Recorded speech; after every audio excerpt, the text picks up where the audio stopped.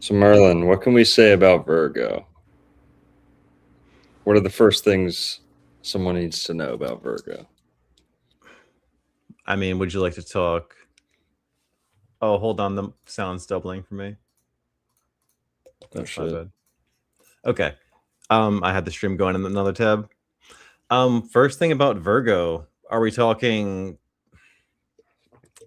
thematically, like as a symbol in the sky, or as a personal Mhm. archetype? Do you think? Where do you want to start? Basics. What number sign is it? What number is Virgo? Virgo is the sixth sign of the zodiac. Virgo is an earth sign, and Virgo is what's called a common or mutable sign. And all common or mutable signs are about the change of the seasons. So Gemini is like spring into summer, and Virgo is summer into fall. So the beginning of Virgo is quite summery, and by the time Virgo is over, late September, it's about fall time. So that's really what these signs, the basics of the sign. Hell yeah. What's the symbol of Virgo? Glyph/symbol. Actually, I've got it up. Let me show my screen real quick, and I can put that up for us. Totally. It's really cool because it's connected to Scorpio because it essentially looks like the letter M. Oh, am I not sharing that? Okay, I am now. Here we go. Yeah, we Yeah, see it. so it looks like the letter M, but then, and so does Scorpio, right? On the left, you've got Virgo, and they both have the letter M, but there's a different ending. You know, Scorpio has the scorpion's tail, but Virgo, interestingly, has a fish. And there's a lot of cool things about that fish and Virgo and how that relates to the sign. So, Mhm. Virgo is definitely one of the signs of the zodiac where the glyph relates. I mean, they all obviously have strong astrotheological correlations, but this one in particular, like this sign is really so cool to analyze, which is great given that Virgo's motto is I analyze, and Virgos are known for being hyper analytical. There's a lot to really break down with the sign, which we'll go or with the glyph that is, which we will get to over the course of the podcast here or the episode. Totally. Now I've heard it called the fish. I also hear people call it the loop, the knot, the bow, right? Um, things like that, or the extra tail. Um, but totally the fish, yeah. And there's not like a universal standard for the symbols and the glyphs, so they can vary a little bit. You'll see that especially with Capricorn, right? It has like 3 popular different glyphs. But M, just real quick here before we dive any deeper, on the letter M, a theme that really unites Virgo and Scorpio to me is mystery. Capital M, mystery, right? Yes. And I think there's a lot of things that this M could symbolize or spell out. But I see mystery as one of those big M words that links um, Virgo and Scorpio. There's a couple others like midway, middle, maiden, medium, all these midi words that point to the middle of something. You see in the middle of the zodiac, do you have a zodiac wheel on hand that we can look at? Oh, absolutely. Cool. It's right there. So you'll notice um, Virgo and Scorpio are separated by Libra. Now, those 3 signs, according to many people, and it's evident at one point in history, various times in history, these 3 signs were kind of lumped together. So there is a more straightforward explanation as to why they both have an M. But I also like to see an M on either side of Libra. And again, you could almost think that those M's represent middle or midway point. Now, that may be a stretch until we understand Virgo is the verge right before the midway point. Virgo is the verge. When you're on the verge of something, right? Just about to get over the hump or cross the, threshold. Virgo is the verge. It's on the verge of the fall time, the harder times, the darker times, astrotheologically or more mythologically speaking. But yeah. Oh, I like that. I love that, Merlin. That's perfect. Touch on that. Yeah, the letter M. This is so cool. The letter M. Talk about the perfection of the English alphabet. There's a lot of gravy in the Hebrew alphabet, obviously being 22 letters, but the English alphabet being 26. There's a lot of gravy in that too. Mm-hmm. And the M is the 13th letter. So there's a lot to that. And this isn't just me making this up. You can read books about this. Dr. George Carrier writes about this a lot, as do a lot of other early 20th century, late 19th century theosophists. But M is like the descent, which if you look at the structure of the alphabet, like a loop here, like it starts with A, goes down, and then goes back up to Z. M is Mm-hmm. that turning point, that point of resistance. And there's so much to that, right? If it's the descent, okay, cool.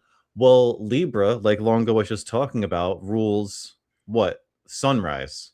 So what do we Libra have? Or sunrise or sunset, sunset? sunset. I'm sorry. Yeah, my apologies. No Sunset. worries. And if you look, right, Libra is an air sign. Okay, well, the sun sets in the air. And then when the sun sets, it either sets on water, Scorpio, or Virgo, Earth. So that whole right side of the zodiac is all about the sunset. And it's just very cool. Mystery is something, and this is connecting a few things you talked about long ago, but M being mystery is so important because when you look at these signs, Libra is definitively the end. Like the glyph for Libra is the Omega symbol, the end. So Aries is the beginning, Libra is the end. And if you understand that, then you can really understand why Scorpio is all about death and transformation. Because again, Aries is the beginning, Libra's at the end. Capricorn is the rebirth, the first rebirth. So, okay, if Libra is death and Scorpio is like, the beginning of death, then this part right here, Sagittarius and Scorpio and part of Libra is very interesting because that's like the what happens between the death and rebirth, which is of course the greatest mystery of all, right? Mm-hmm. So, I mean that I think it's so cool. I think thinking about the sequence of signs like that. Totally. So we touched on the symbol. What about animals? Is Virgo represented by any one animal? That's interesting. I mean, it's a human sign actually. Okay. Like the other Mercury ruled sign. I don't think there are some animal associations you could make with it, but Mm-hmm. yeah, it's I think the only air sign that is human. Sagittarius half human, but Mm-hmm. you know, quite bestial. Now, What do you think? I like the bear for Virgo.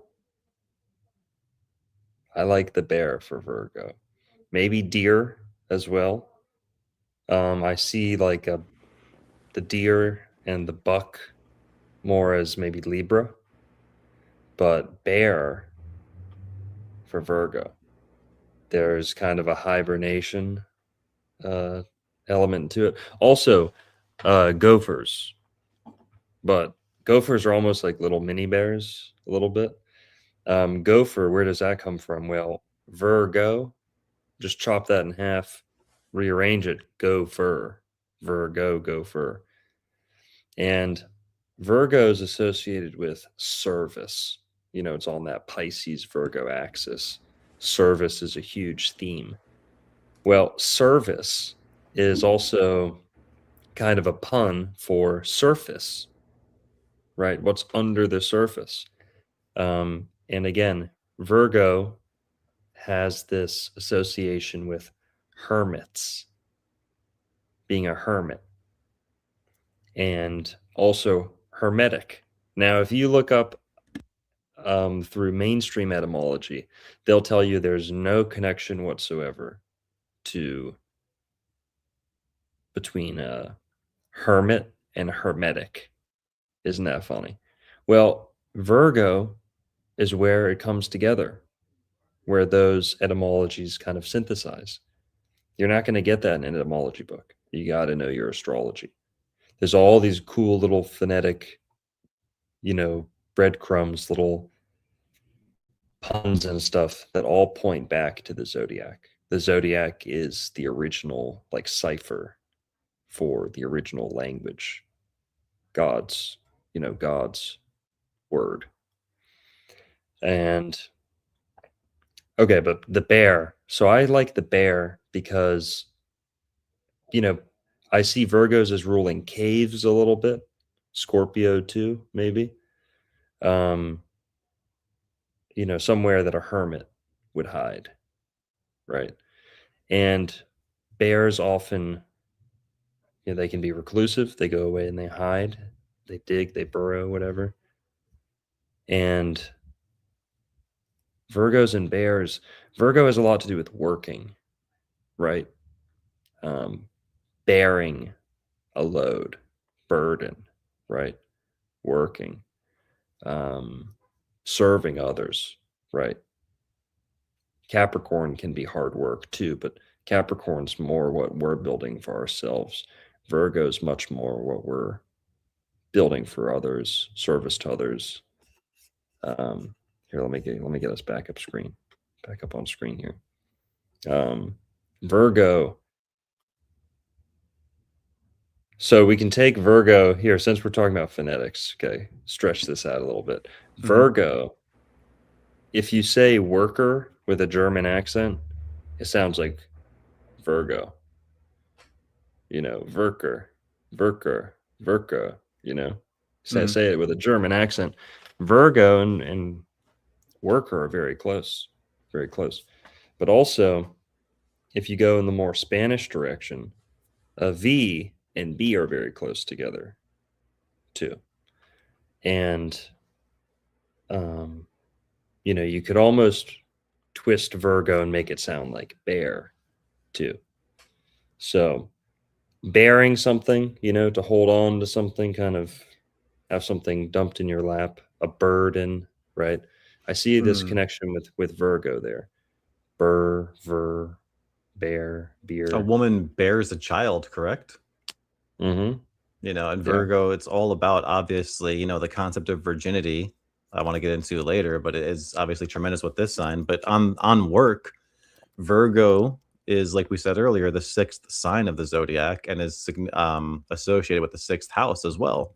And the 6th house has a couple different significations, one of them being work. It's associated with servitude work. It's a house of, being servile. It's also a house of illnesses, which, those things do relate, right? You think, okay, well, the 6th house is both illnesses and work. It's like, well, yeah, do you not get sick of the things you have to do? This is making me sick. This stuff that I have to do every day, right? We use that kind of language.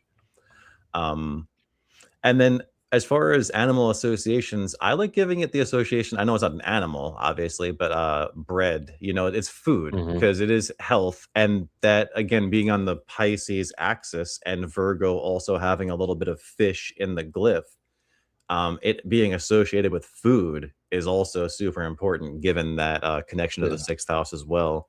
And, food is so important for your health, obviously, like what you put into your body, into your temple, is going to dictate how it runs, which is another cool connection between Scorpio, Libra, and Virgo. There's a lot of input output mechanisms going on here. Virgo ruling the bowels. Even if you're not into astrology or the esoteric, over the last 5-10 years, you've probably heard different influencers in like the health space talking about gut microbiomes, and that kind Mhm. of thing is extremely Virgoan. Ooh, you know, made me think of Virgo. To me, rules hermeticism. Like I said, being a hermit, being a hermetic, right? That's Virgo. But also alchemy, chemistry. There's a little bit of science to Virgo, and Mm-hmm. kind of experimentation, utilitarian look on things is kind of another Virgo thing. Um, but with the alchemists, oh fuck, I forgot what I was gonna say. Oh, you said the microbiome. It's almost the microbiome is almost in itself like an as above, so below type of Yeah, thing, yeah. right? There's like the microcosm within. People are worried about like scrubbing their house and like scrubbing everything outside, but it's the cleanliness. That's even also something Jesus talks about too. Is like, don't so much worry about the cleanliness outside the body. Worry about cleanliness inside.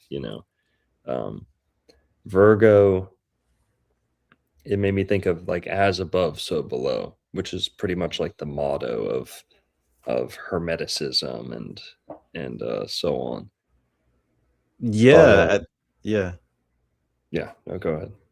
No, and that's so true because it like Virgo to really get into it, right? I guess let's get into it. Virgin. What does it mean to be virgin? As above, so below. Okay, well, if you're a virgin, you're not yet an adult. You're a child. But also, okay, take that concept, apply it to once again food. Why is your olive oil called extra virgin olive oil? Because it's Mm, not adulterated, it's pure. So Virgo is all about the purity, thus hmm. the analytics. I analyze because you have to be so careful with what you put into your body, with what goes into your gut, that if you adulterate or adulter what the process, then you could corrupt yourself, and thus the scorpionic connection right there, and Hmm. again, what goes in affects how everything runs and what comes out essentially. But yeah, that adultery too, right? Like being unadulterated, being virgin. Okay, well then Scorpio, it rules what? Adultery, betrayal. So like there's Hmm. that complete correlation of words. Yep. And So virginity, mhm. remember Libra is temptation and Scorpio is like the falling prey, that kind of getting trapped or getting stabbed by that, the Grim Reaper kind of reaping what you sowed. Um, so it makes sense that virginity comes before that kind of grand temptation that Libra represents. But also, it can also be marriage. You can take this two different ways, right? Um,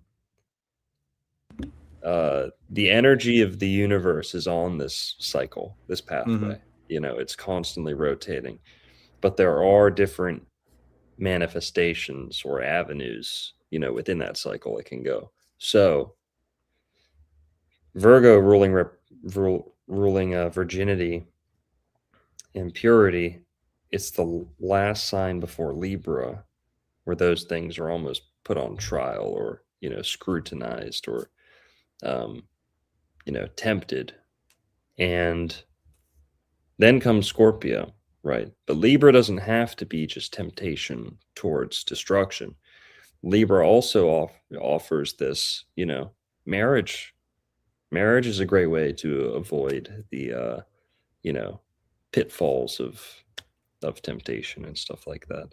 Mhm. But so there's always a way out. We're not demonizing Libra more than we need to, but the time of year that Libra is set in stone. It is the fall. It is autumn when the sun is entombed, right? And but okay, so Virgo, let's give some opinions on Virgo since I guess we got the basics out of the way. Um Virgo to me is a very vanilla sign. And that kind of has to do with being in the middle, right? Aries at the beginning, that's like cayenne pepper right in your face, right? That's like the sun rising and you're like hungover and you're like, oh, I don't want to see that. It's like the sun is. I've never drank in my life, by the way. So, correct. Clarification there. But Aries is right up front, has a clear and evident and obvious flavor to it, right? Pisces at the end, the very wet, very deep, very emotional, right? Pisces has a very pronounced flavor as well. Now, in the middle, however, Virgo, because it's kind of in the middle of that pendulum swing, or it's kind of in the middle of those scales, the two arms on either side. To me, Virgo's always been a very vanilla sign, not spicy, not cold, not,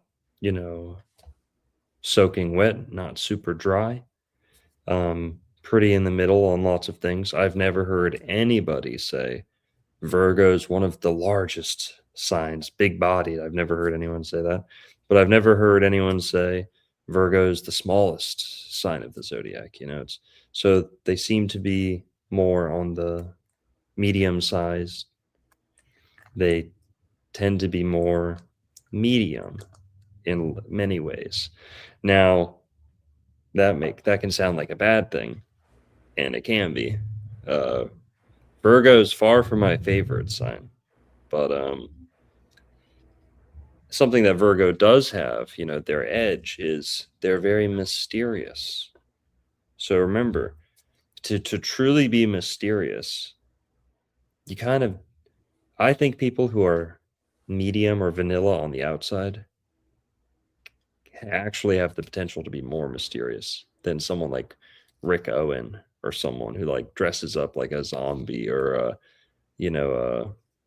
all flashy or dark, or like you're stuck in a room with Motley Crue. How much depth are you going to get? Like, sure, they're dressed like zombie rock star trannies, but someone, whereas like Dexter, for example, Dexter's kind of like I forget what he is. I think he's an Aquarius or something. I forget. But The Dexter's actor, more of, no, just like, yeah, what is Michael he? C. Hall. Yeah, see what he is. Check him. Yeah. See, Aries or Aquarius. Maybe he is a Virgo. That'd be cool. He's born February 1st. Yeah, he Yeah, is Aquarius. Aquarius. Yeah. So a lot of redheads are Aquarius, ironically. Funny. But for example, to have kind of a vanilla look to you on the exterior does give you, I think, the ability to be more mysterious behind the scenes, right? People forget that about mystery. It is kind of like, it seems like everything's normal, but there's a lot more behind the scenes. So a Virgo can be very vanilla, but that's kind of the interesting dichotomy. It's like they're very vanilla on one sense, but they're also allegedly the most mysterious sign of the zodiac. Yeah. Opinions on Virgo, Merlin? It's pretty cool that you mentioned, them being right in the middle. You could think of it like they're the sign that's in the sweet spot, which kind of goes back to your bear metaphor. It's almost like Goldilocks, oh, it's not too hot, it's not too cold, it's just right. And that's also the temperature outside too. That's how everything looks. Everything's this time of the year is just dude, Goldilocks is perfect for like drilling home the medium bear correlation. I love that. Oh yeah, it's yep. And yeah, that's just, I thought of that. I mean, you said it, man. Which can go into like Aristotle. That's for another day. But yeah, it is that sweet spot. It's like, think about, there's so much. I've had so many like experiences this week with like balance, and I've been thinking a lot about it. And it's just so true. Like there has to be a balance, Like for there, it's obviously cheesy and corny, but like for there to be good, there has to be bad that way, because you couldn't recognize the good if there wasn't bad to compare it to, and it has to like oscillate equally on each side of the balance that is the Libra Aries equator axis. But you can kind of apply that to like all of creation, right? That's why winter is inverno, it's the inverse of summer, and like spring, right? Summer, spring, things are growing. Winter, fall, things are dying. It's literal opposites.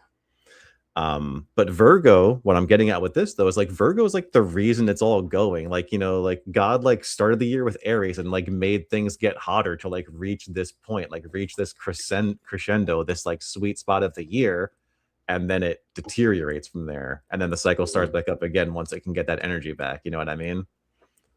Totally. Here we got a super chat. Bear Lawn 318 499 said, "Tomorrow is my birthday. Picked up a copy of the Celestial Blueprint. Ordering a dictionary next to look up vapid cacophony." Shouldn't be that hard to figure out. Is that Robert's book? Yeah. Nice. Vapid cacophony. Yeah.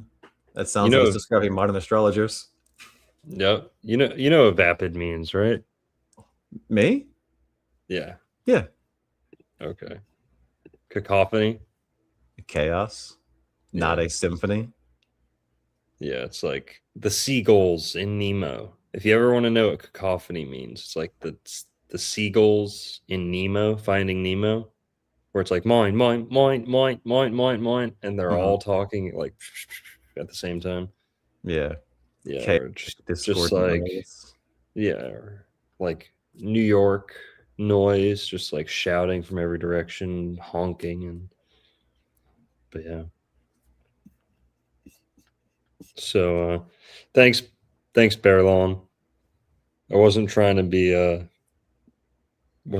be pretentious or snooty using big words, but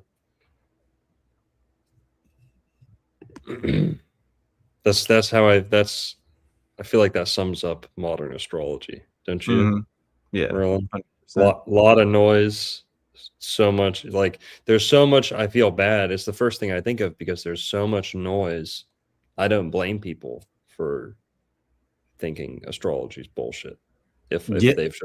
they've just heard nothing but conflicting opinions, like blue-haired baristas with fucking piercings, you know. Yeah, I think astrology has been getting psyoped for over 100 years, and that may sound ridiculous to somebody who's not into, looking down like, conspiracy theory rabbit holes, but a lot of people, I forgot who I said I was listening to. Oh yeah, I was listening to Owen Benjamin on San Tripoli, and he did an interview there recently, and Nice. they were talking, and they were like, "Oh yeah, there's something like, oh, who's really interesting is the people who read they were talking about the elites, right? And they're like, oh, the people who read the stars, that's where the real power is. So like, everybody, even if you're not super into the esoteric, like, Yeah. the psyop on saying that astrology is bullshit is so strong, which is good because that just gives us avenues and opportunities to like do it correctly. It's like Yeah. if everything is, and again, that's one of the million reasons not to be a doomer. Like if everything is shit and everybody sucks nowadays, well, cool, you can stand out and become exceptional more easily. Congratulations, like, so it's all opportunity, I think. Mm-hmm. Thanks, Bearlawn. Yeah, thank you, bud. So casting couch, Virgo. So we talked about mystery. I like to say Virgo and Scorpio. Another thing they have in common is detective skills. Okay. Virgos make great analysts. Okay. We already used the word analyze. That's the motto of Virgo. But also, not to be lewd here, but that's another thing that connects Virgo to Scorpio. Analyze or analyze. All right. To be very detailed is to concern yourself with detail. Oh You no. like, you like that? Okay. Chasing detail. Yeah. Detail. Yeah. Yeah. Detail oriented. Um, but detail, analyze. And so that's like Virgo, Scorpio. And also like IT, just kind of nerding out on stuff. Virgos, we should have started off with this. Where are my manners? Virgo is one of the Mhm. smartest signs of the zodiac. Yeah. Very, very smart, but maybe even the smartest, but they need to work for their smarts. Virgos, the ones who studied their ass off in school, always turn their homework in time, fucking goody two shoes, brown nosing like you wouldn't believe. All right.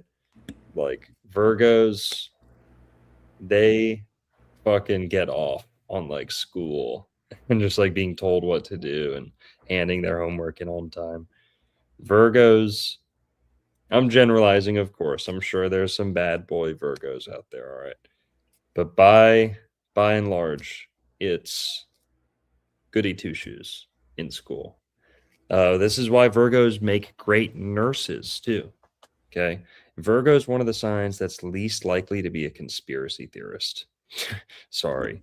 100%. 100%. I will they vouch for that. I they will are vouch for that. they are by the book, as we say, because they're right next to Libra, which means book in Latin. Libra, library. Okay, when we say someone's a goody two shoes, that's kind of like being a Pisces. Rules the feet, goody two Hmm. shoes, right? If someone's by the book, they're a Libra, they're a Virgo. Virgos are by the book. Okay, they want Virgos want to know the rules of something so they can excel within those boundaries. Virgos love kind of like constraints almost, or like knowing the rules of something so they can stay in bounds. And that applies to a lot of different areas of life. But Virgos make great nurses. They are the sign of the nurse, the midwife, the wet nurse, maiden, you know, servant. Okay. Sorry. Virgos excel at serving others. Like Pisces being on that same axis, they can often they can be more conscientious of other people's needs, other people's wants, fears than their own, right? So Virgo's very selfless sign. That's a great thing about Virgos. It makes them great nurses. Okay. I can't tell you how many Virgos I've met that are nurses. And the one nurse that I know that I'm closest to is a Scorpio. So again, Scorpios, they're comfortable with blood and guts and gore and, feces, or, like Scorpio can handle the nastiest part of the job. What's Mike Rowe's birthday? Can we check that? Is he a Virgo or a Yeah, Scorpio? dirty jobs. Let's see what's up with Mike Rowe. Yeah. I like his name because it's Micro. Please Oh tell me he's a yeah. If Virgo. he's a Gemini too, or rather a Mercury ruled thing. No, March 18th, he's a Pisces. Okay. Mm-hmm. Well, that's still good. Dirty jobs. Pisces can handle some nasty stuff too. But yeah, Maybe a okay, Virgo. yes. Animal rescuers, totally true. Virgos, yep. They definitely like to care for dogs, animals, horses, things that are abandoned. I'd say no data. I'm not going off any data here, but I feel like Virgo's one of the signs most likely to adopt or, fill in for a parent role, Which is hermetic in a way. That's a lot of the hermetic tradition, the mystery school tradition is, not the father you're born to, but then the father or family you choose. You get Mm, initiated, you find these role models, you interesting. learn from them, and that's very hermetic. And that often is like a lot of, like childless men often, in those kind of like priestly roles too, Ha- have you heard? Dominicans. Very interesting. Have you heard of John Dee's uh, one of his life goals or something that he kind of struggled with his whole life? He was instructed by one of his spiritual advisors that there was no greater selfless act or something like that. John Dee was told by someone, I'm messing up the details, that to raise another person's child is like the most selfless act. And John Dee was always thinking like, well, how am I going to get around to making that happen? You know, I've got a wife. I love my wife, you know. And the angels who instructed him to wife swap, okay, there was a child that resulted from that union. And John Dee kind of almost got what he wished for in a weird way. And he you know, I don't think he was a Virgo, but he was certainly an alchemist and a wizard and a hermit and a hermetic. So who knows? There is something to that, like being the nanny or the servant. But all right, so what else? Virgos love to serve. They make good waiters. They make good butlers. Remember, butlers are very smart. What's Michael Caine? What's his birthday? Is he like a Leo or an Aries? Michael Caine. It's not showing. March 14th. He's also another Pisces. Yeah. Your grape swishers, Master Wayne. I can't do it. Can't do it. He was a great Alfred. You've got to close your nose. Do a British accent. Got to plug your nose. I can't do it. I would butcher it. Yeah. It's cool that you mentioned animals. Oh, go ahead. Your grape. No, I just want to do the meme. Your grape swishers, Master Wayne. Your grape swishers? Yeah. I don't know that meme. That's all right. Not everyone can smoke loud. I guess not. All right, go ahead. Oh yeah, it's cool you mentioned animals. You know, modern astrology does get I knock it a lot, but it gets some things right in some ways, I think. And the sixth house traditionally, if you look like very strict astrological traditions, it's typically illnesses and servitude, but modern astrology has pegged it as also, you know, small animals as well. The 12th house has strong large animal associations, like, you know, ox and horse, stuff like that, you know, beasts of burden, whereas the 6th house is small, like house pets and stuff like that. So there's a strong association with that with Virgo too, which is cool. And I have seen that, honestly, quite a bit.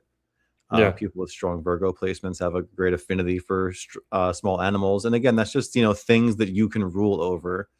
Someone in chat mentioned that Virgo is the beginning of the school year. And that's, once again, you know, like the teachers rule over the students. If you're a student, you're essentially like a servant, you know, like being lorded over for those 12 years or whatever. So that's all very Virgoan. I'm sorry, you were going to say that?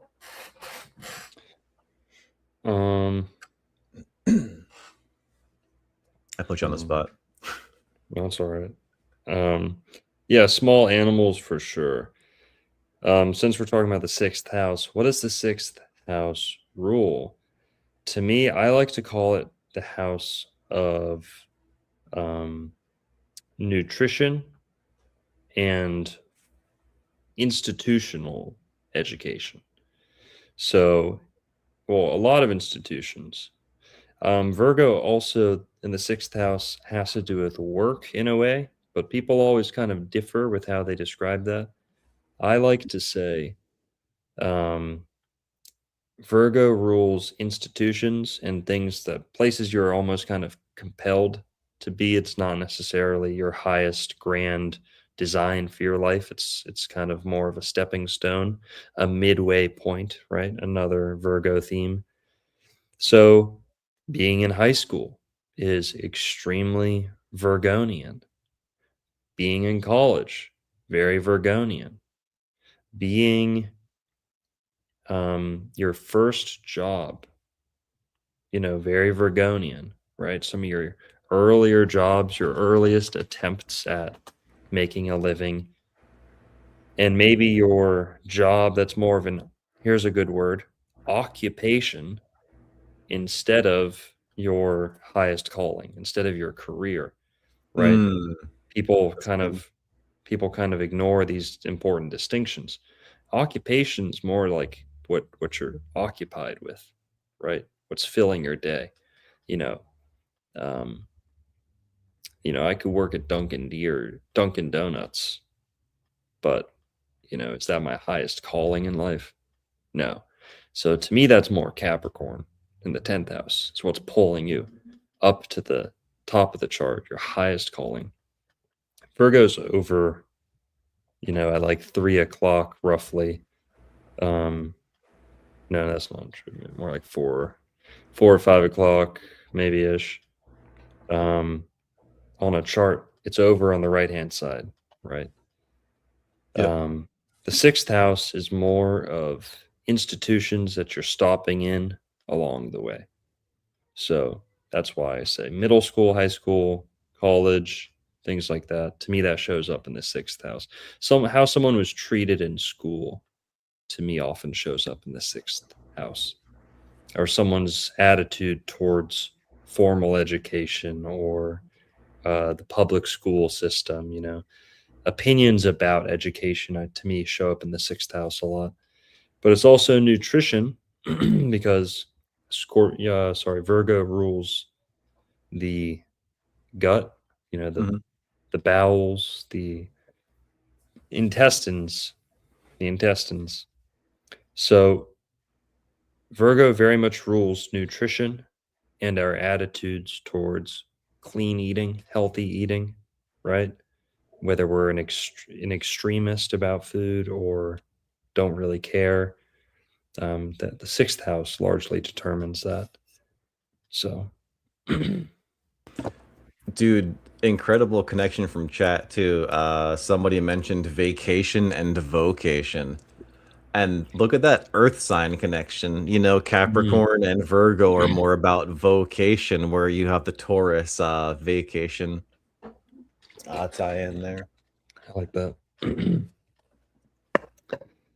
um, But yeah, Virgo is just to kind of touch what you said earlier too. Virgo is ruled by Mercury, and Mercury rules two signs, Gemini and Virgo. And you said that Virgo is one of the smarter signs of the zodiac, and one of the reasons for that is that mercurial influence. In astrology, Mercury rules the mind, especially the active mind.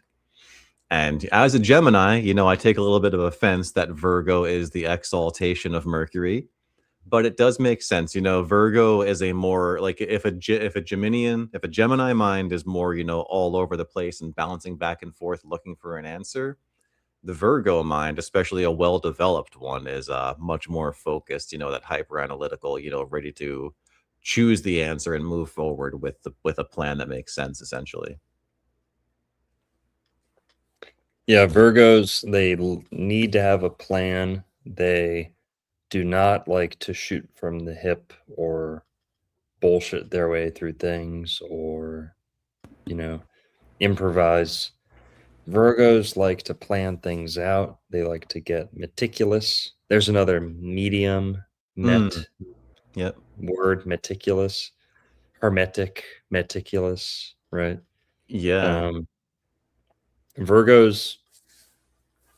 So here, let's name some Virgos. Okay, so we're not just being all theoretical and abstract. Let's put a face to this. Let's look up some Virgo celebrities. I've got it pulled Who up on who my are some of screen. your Like who are some of your favorite Virgo celebrities? favorite Virgo celebrities. Interesting. Yeah. Oh, here's another one, real quick. This is true. So Virgo is associated with working, utility, right? Um, Kind of how we problem solve too, right? I guess that's a very good Virgo theme is problem solving. Um, Virgo, you see that word ergo in Virgo. To me, that's very valid. Ergonomic is almost, does kind of have to do with shape and almost brings to mind like air being aerodynamic, or being shaped for the most utility or efficiency. That's Virgo to a T too. Virgos, one of their downfalls can be being utilitarian, right? Just only seeing the purpose or the use in things, right? So, yeah. Virgo rules like kind of manual labor too, in some ways. And I really like this. Okay, shout out to Owen Benjamin. I heard this from manual labor or Emmanuel labor. Emmanuel, Mm-hmm. the savior, Emmanuel being like a term for what does Emmanuel mean? God with us. With Oh, is us. that part of toil maxing he's been into lately? Yeah. Yep. Yeah, like Toil it's maxing. work shall set you free, I've heard. Mm-hmm. You And I know? love that, because if Virgo rules like hard work, it's on the opposite end of the spectrum. Well, not opposite, it's on the same axis as Pisces, which represents Jesus, in many ways. People disagree about Jesus's birthday. Okay, whatever. Well, he definitely represented the age of Pisces. At least I think he represented the whole zodiac, the whole universe, whole everything. But definitely kicked off the party for the age of Pisces, the fish, regardless of his birthday. But one of his most commonly proposed birthdays is September 11th. Pretty interesting. Yeah. September 11th, which would make him a Virgo. So, born of a virgin, born in the sign of Virgo, born in the Virgin. I don't know. Maybe there's something to that. Oh, that's why the fish isn't Beth- part of the glyph. But Bethlehem, house of bread, Virgo, another Virgo thing. So, yeah, Virgo, like we were talking about earlier, rules the intestines, the bowels, all that stuff. It also rules the solar plexus. And Longo, you're a big fan of raising the chrism. But if you again, Santos has brought this up, like if you're into, the kind of things that we're into, like syncretism and stuff like that and associated topics, raising the chrism does come up. And theoretically, if it's true, like the chrism essentially is birthed in the solar plexus. So that is that Christ oil within. So that is like, even that is of Virgo, and the solar plexus represents, like the deep bowels. Even in the darkest, deepest bowels is where the sun, the light, the hope of the world can be born.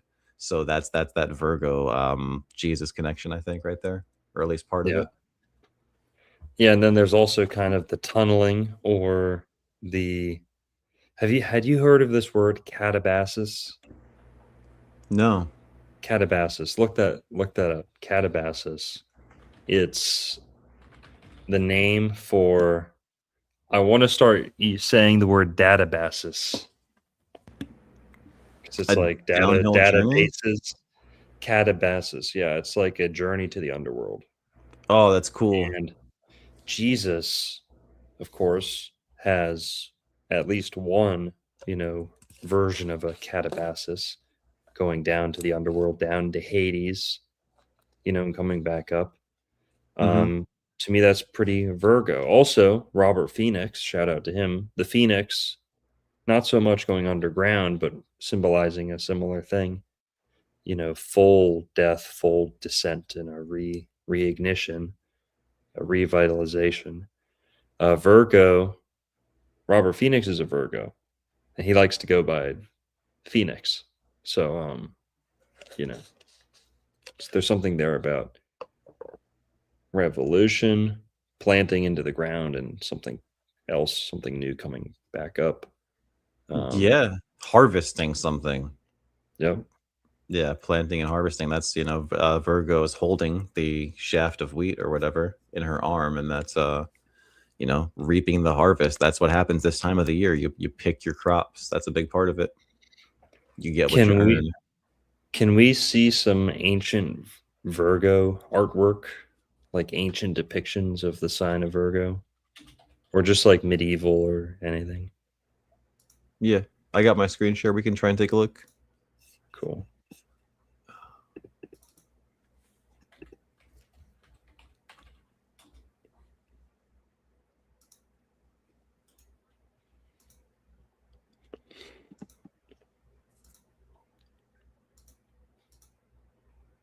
If anything pops out to you, let me know.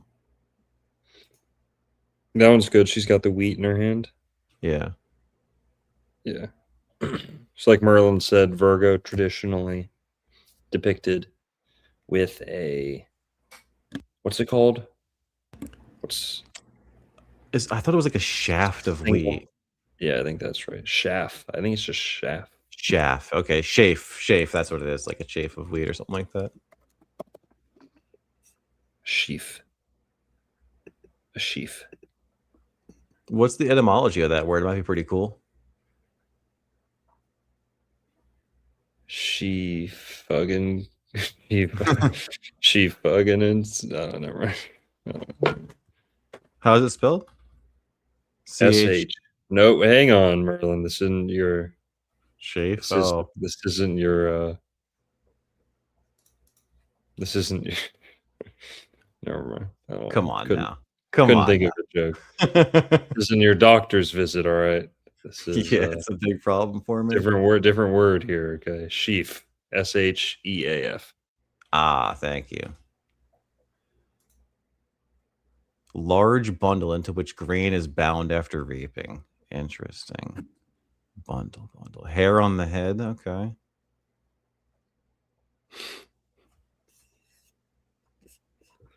Hmm. The Okay. chat's just loving the shaft talk. Sheaf. But yeah, so Virgo, often depicted as, a woman, a maiden, a virgin, wheat, bread, the harvest being represented in some way. All right, let's look at some celebrities. So, do you have a favorite Virgo celebrity? Man, Warren Buffett is a great Virgo, I think. Okay. Yeah. Known for being analytical, Yep. with his financial purchases and whatnot. So, Yes. and go ahead. Virgos also can be very, very frugal.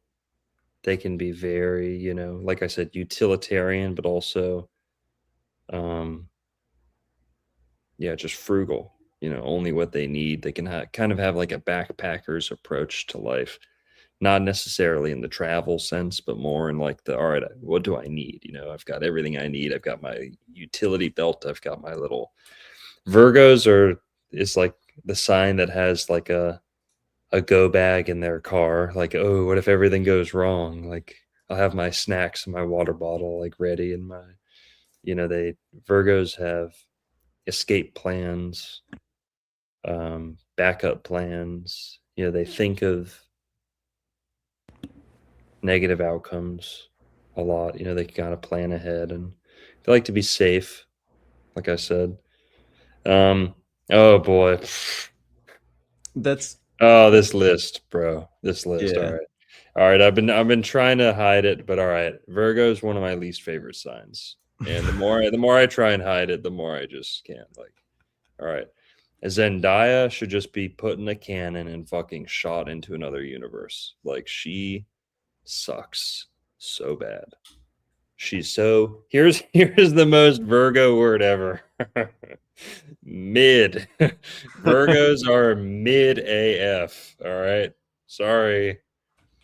Uh Zendaya is the most mid person ever, and that's being nice, okay? I've seen dog shit stuck to my shoe that was a million times better looking than Zendaya on a good day. Okay. Zendaya is the missing link we've all been looking for. All right, Holy I, moly, dude. What do Zendaya you really think about her? Zendaya might make me believe in evolution. All right, Zendaya has me questioning the Bible. Zen- Wow. Zendaya got baby teeth. All right, Zendaya is so mid, it's not even funny. And if Hollywood weren't kissing her ass, I wouldn't have to complain so much. But mid is an understatement. All right. All right. She looks like hang on, I'm trying to get creative here. Zendaya.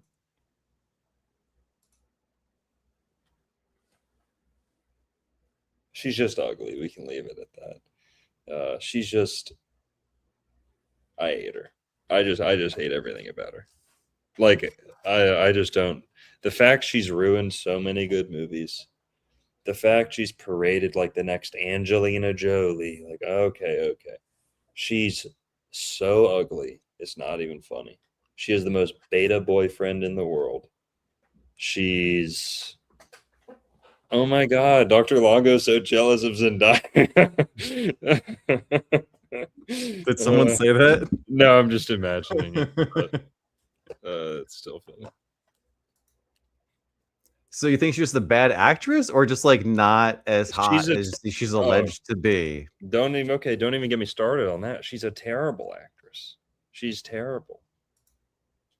She's a nepo baby, right? Or am I incorrect on that? I don't know. Zendaya. Who's her parent? Let me find out. Early life, baby. Let's see. Parents were teachers. Her father, Kazimbi Ajamu Coleman, with a Nigerian ancestry. Her mother, Claire Stormer. Okay. German Scottish. Okay. So, what was the question? Nepo? I guess not. Not enough, baby. Okay. Hell no. Hell no. Okay. Now, almost everything I said about Zendaya is almost all true about Beyonce too. So now, Merlin, I'll let you tee off on young Kook. I'm not even going to touch him. All right, that's all you. I know you've been winding up. You've been getting ready for Jung Kook. Yeah. But John Bernthal, dude, what is up? The top 3 Virgos are like my top 3 most hated people ever. Beyonce sucks. Shit. Hell no. Let me tell you something, bro. Let me tell you something, Rick. Let me tell you something, Rick. He's just like shaving his head. Come on. Come on. Let me tell you something, man. Let me tell you something, man. Gotta take care of that boy, Rick. I like those seasons, honestly. So Zendaya, like I said, she needs to be put in a cannon and just shot into somewhere else, some other land. Send her to fucking Tartaria for all I care. All right, shoot her in a can. Okay, I shouldn't say that. We're not advocating any violence. I'm talking about like a circus cannon. Okay, put her in a circus cannon and just launch her somewhere else, please. All right, Zendaya. Just kidding. We wish her well. We don't wish any harm on anyone. Like we like Keanu though, right? As a circus cannon, yes. Keanu is cool. Keanu. John Bernthal. I had no idea he's a Virgo. It makes perfect sense. You know, I'm actually on record in writing saying John Bernthal is ugly as fuck. And I meant it. All right. John Bernthal is ugly as fuck. Everything I said about Zendaya times it by 10 and times it by 10 and then yeah. John Bernthal, I can't stand him. He sucks. He ruins every movie too. He's in every single movie. See, what are we learning about Virgo here? Virgos are so just like mid, malleable. They can just kind of fit into almost any role as like a background actor. John Bernthal, I can't stand him. Just can't stand him. He's ugly. He's annoying. Plays the same guy in every movie.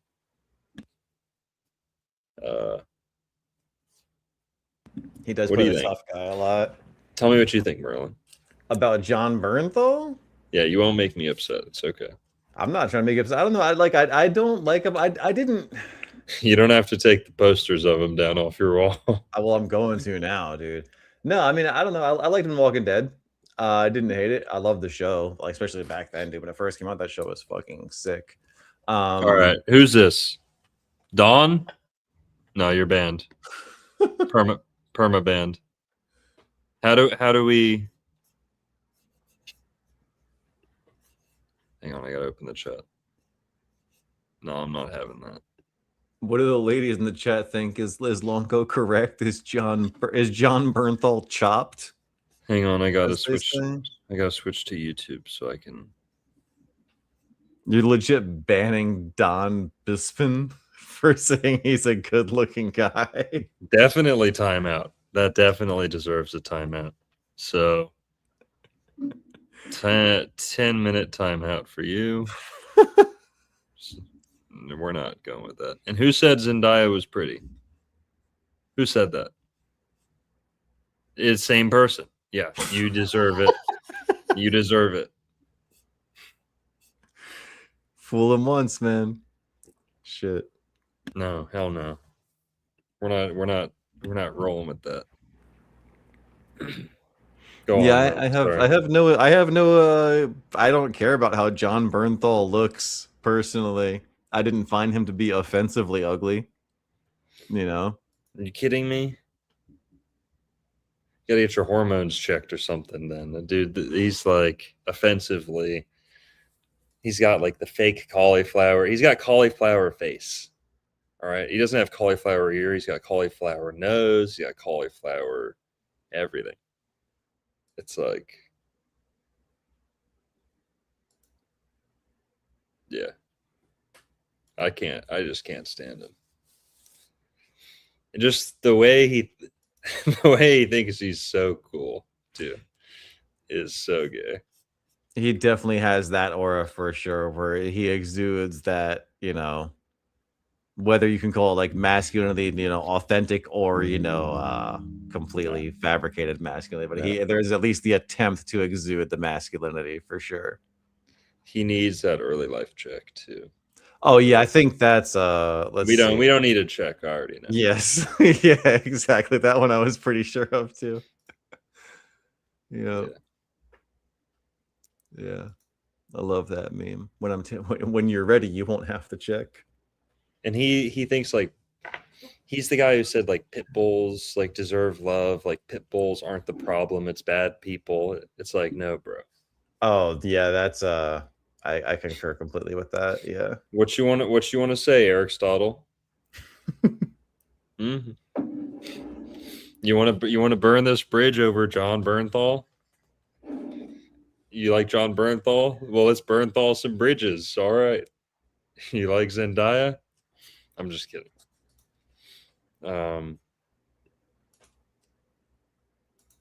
So John Bernthal and Beyonce is talentless.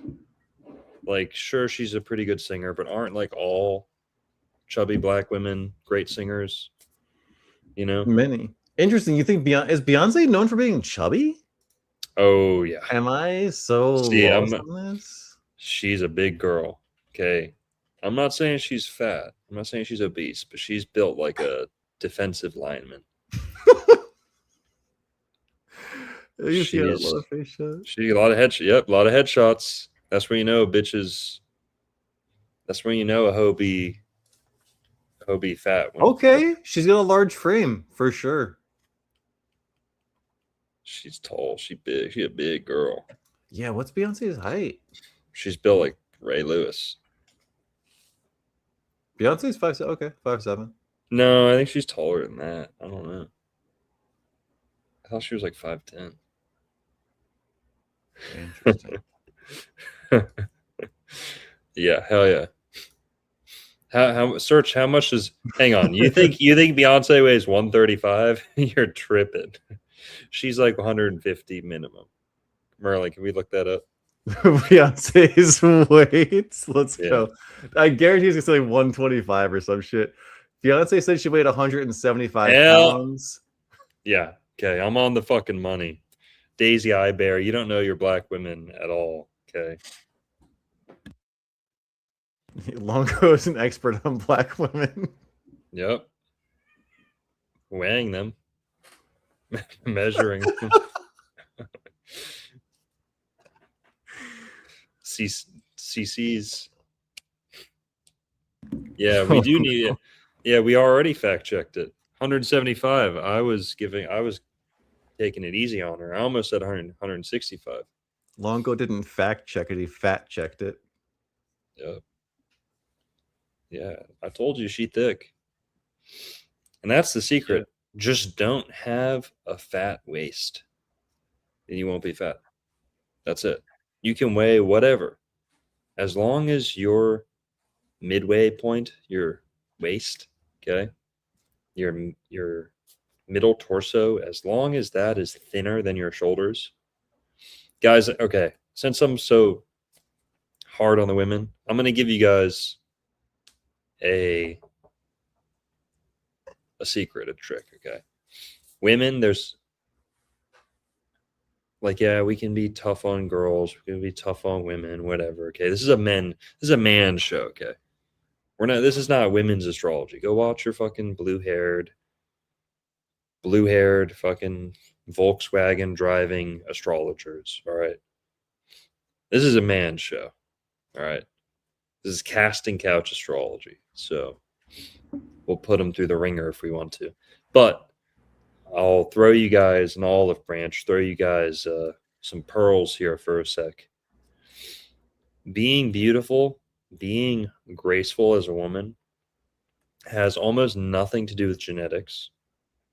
It even has very little to do with what you eat or how you exercise.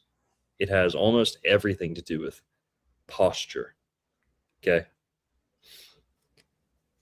Women with big shoulders, like where their back is their shoulder blades aren't tucked back, okay? They rarely will get called beautiful. Sorry. Okay. They do not, you know, register as graceful or, when you've got the shoulders in the wrong position, spread out, turned over frontward, when they're walking like a man, okay? That's what ruins beauty. Your face is almost irrelevant, believe it or not. People are going to have birthmarks, people are going to have, whatever, scars, whatever. It is all about posture. Don't be fat in your midsection and stand up straight and tuck your shoulder blades back, almost like pretend you're in a corset. Stand up straight. Okay. That's what's beautiful. Okay. So people like Beyonce, Zendaya, they get called beautiful. No, they just know how to stand up straight, smile, not be offensively ugly, not get overweight, so overweight. Being called astoundingly beautiful is actually very easy. Stand up straight, pull your shoulders back, walk correctly, walk with your hips, don't walk with your shoulders like a man, you know, it's very simple. And if you follow those rules, you can almost weigh like 200 pounds and someone will still think you're gorgeous and graceful and feminine, you know. The other allowances are very wide, right? You can be face could be, god awful, whatever. But those are like the bare minimum, and those are like the key components of beauty in a woman. Dare I say? What do you think, Merlin? The key components of beauty in a woman? Yeah, posture. It's like it has so much less to do with the face and genetics than people think. It has so much more to do with not being fat in the middle section and standing up straight, having your shoulders in the right spot, not I see so often women who would otherwise be like very beautiful, but they have, the shoulders are like a man. They're broad. And not because a woman will look in the mirror and be like, "Oh, I wish I didn't have broad shoulders." Well, then tuck them back. Stand up straight. You know what I mean? I'm not even looking at the chat. I don't even know how, Chat's how not they're that brutal, receiving I it. don't think. But all right. I don't know. I kind of have the opposite opinion. I think face matters more. I mean, for me, like the way I think about it is like, like a thin chick can get big and a big chick can get thin, but you can't fake a beautiful face. I think for me, a beautiful face is the most important thing when it comes to determining beauty personally.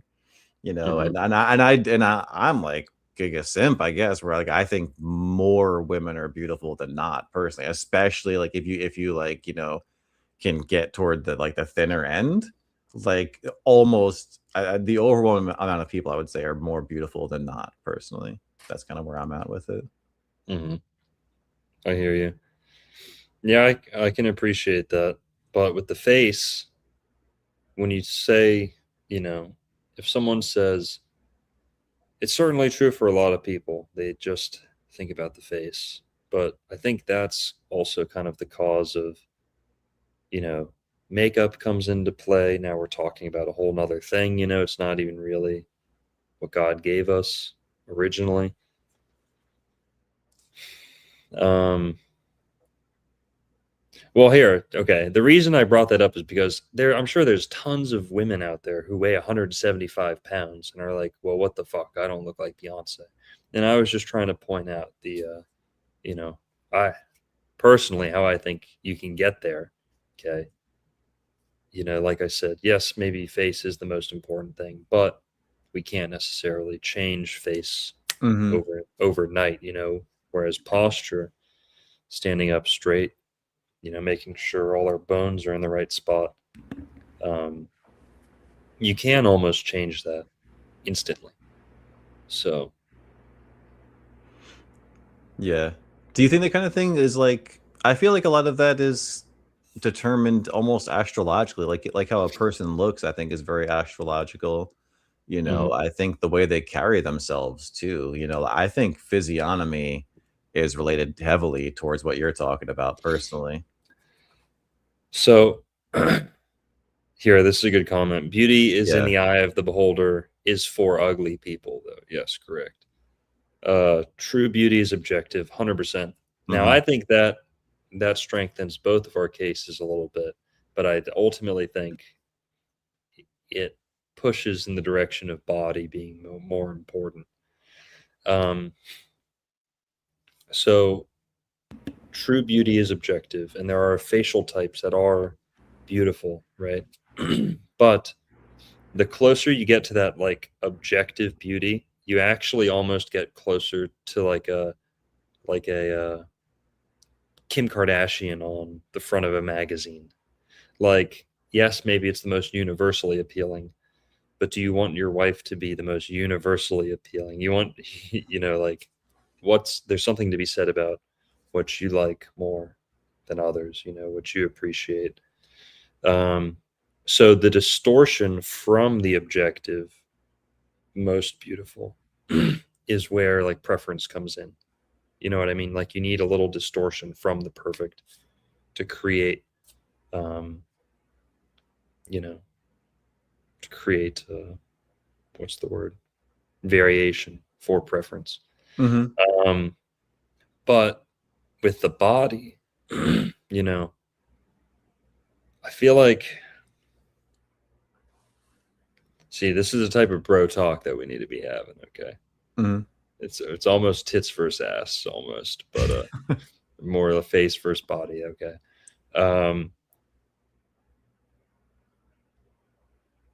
face. A lot of things you can read on people's face, so we definitely don't have to pit them against each other. You could look at it the same way, Yeah. but someone's lifestyle is so much more exhibited to me by their body. You see, Yes.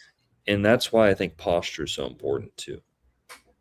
I don't think I have many superpowers, but if I did, I think reading someone for the first time is something I'm really good at.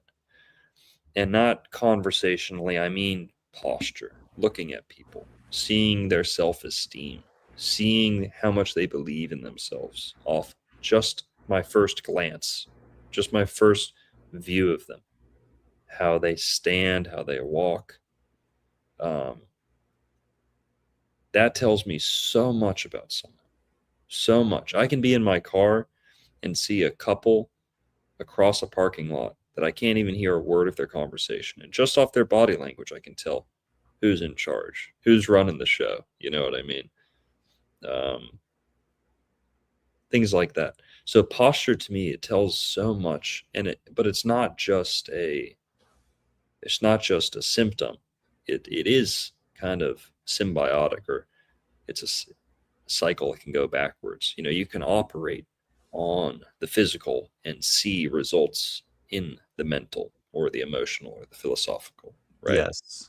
You can massage the body and it acts on another part, right? So getting someone to stand up straight will orient their mental faculties in a way too. And this is what yoga is all about. It's essentially stretching, working out the kinks, freeing up your range of motion, because there's a spiritual implication, there's a mental implication, uh, a cause and effect there too. So that's like the basic principle of yoga. Um, but I see that's why I think body is so important. Is, you know, you can see how someone carries themselves. That's such a good point. Because what do you hear all the time? Your body is your what? Your temple. And there's a lot to that because temple means a couple different things. Obviously, it's like a place where you worship. It shows, okay, if you're made in the image of God, then maybe you should do your due diligence to take care of this vessel to honor God. But then, relating to Virgo in a way, the word temple has the root of temp, relating to time.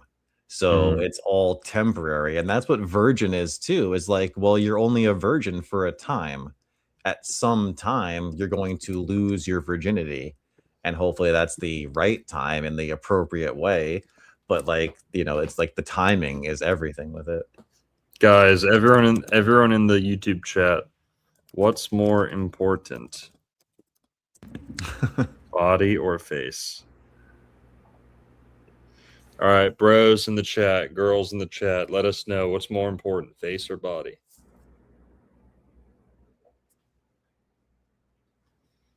I think for women, it's definitely going to be body. What? You think women care about bodies? Yeah, at least from like you even That's mentioned it too. such Like a you want the chest bigger than the waist. It's the V taper. If you get a V yeah, taper, like that is like the singular most attractive thing to women.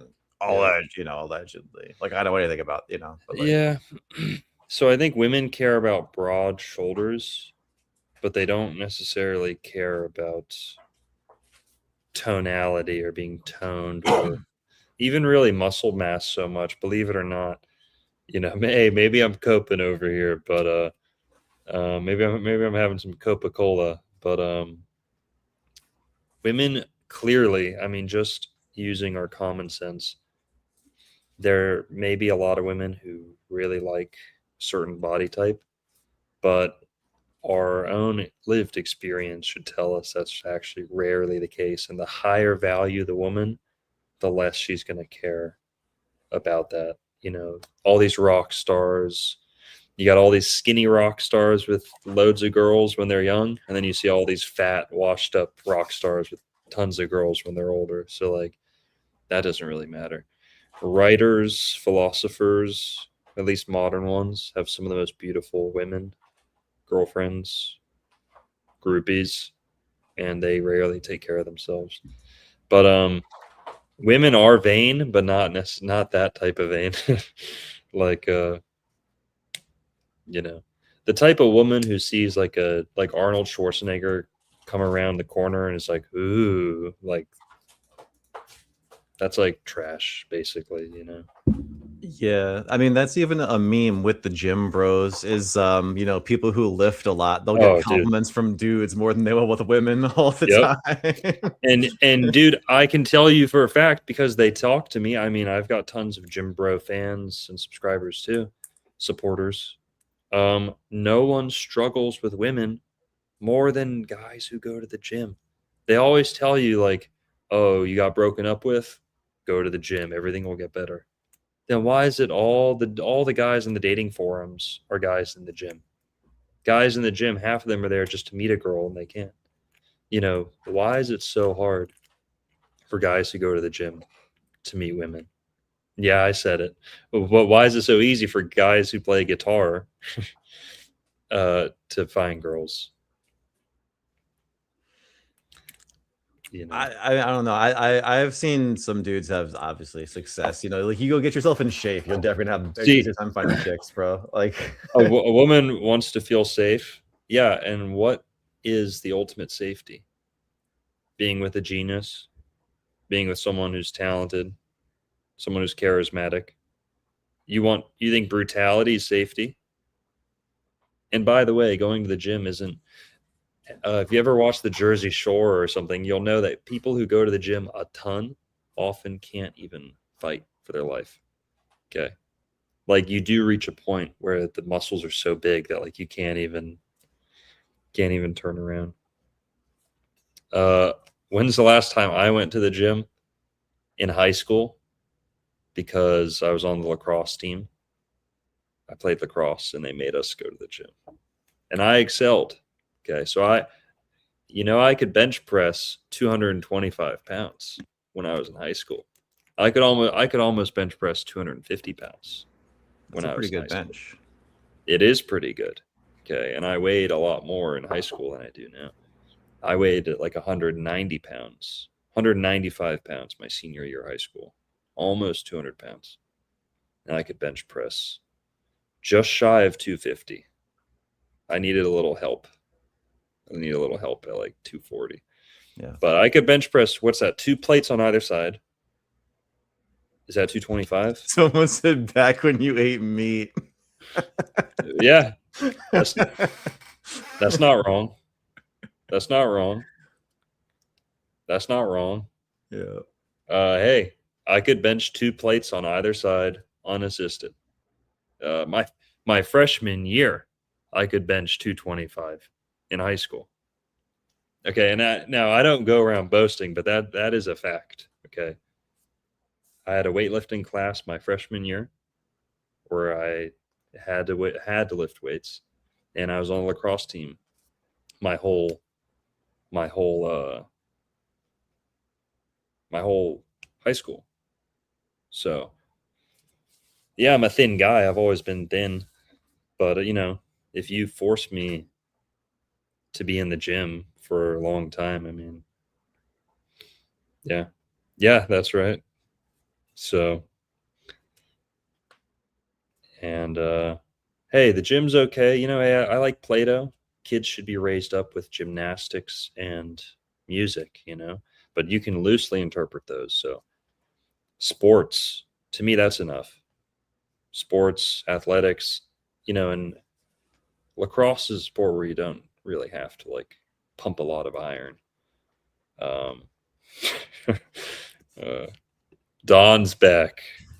Don, you had a timeout, Don?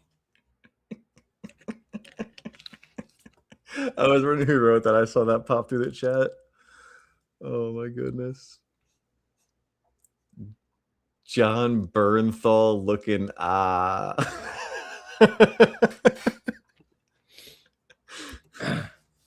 So thanks, Don. So hey, I think being in shape's important. But someone said, okay, here's my comment. I can't help but think critically about this stuff. If the gym produced greater people, I'd be all for it. Okay, I'd be all for it. But it seems to consistently turn people into a very similar type of person. And I'm speaking about men, but also women. Mhm. They almost all turn into the same guy.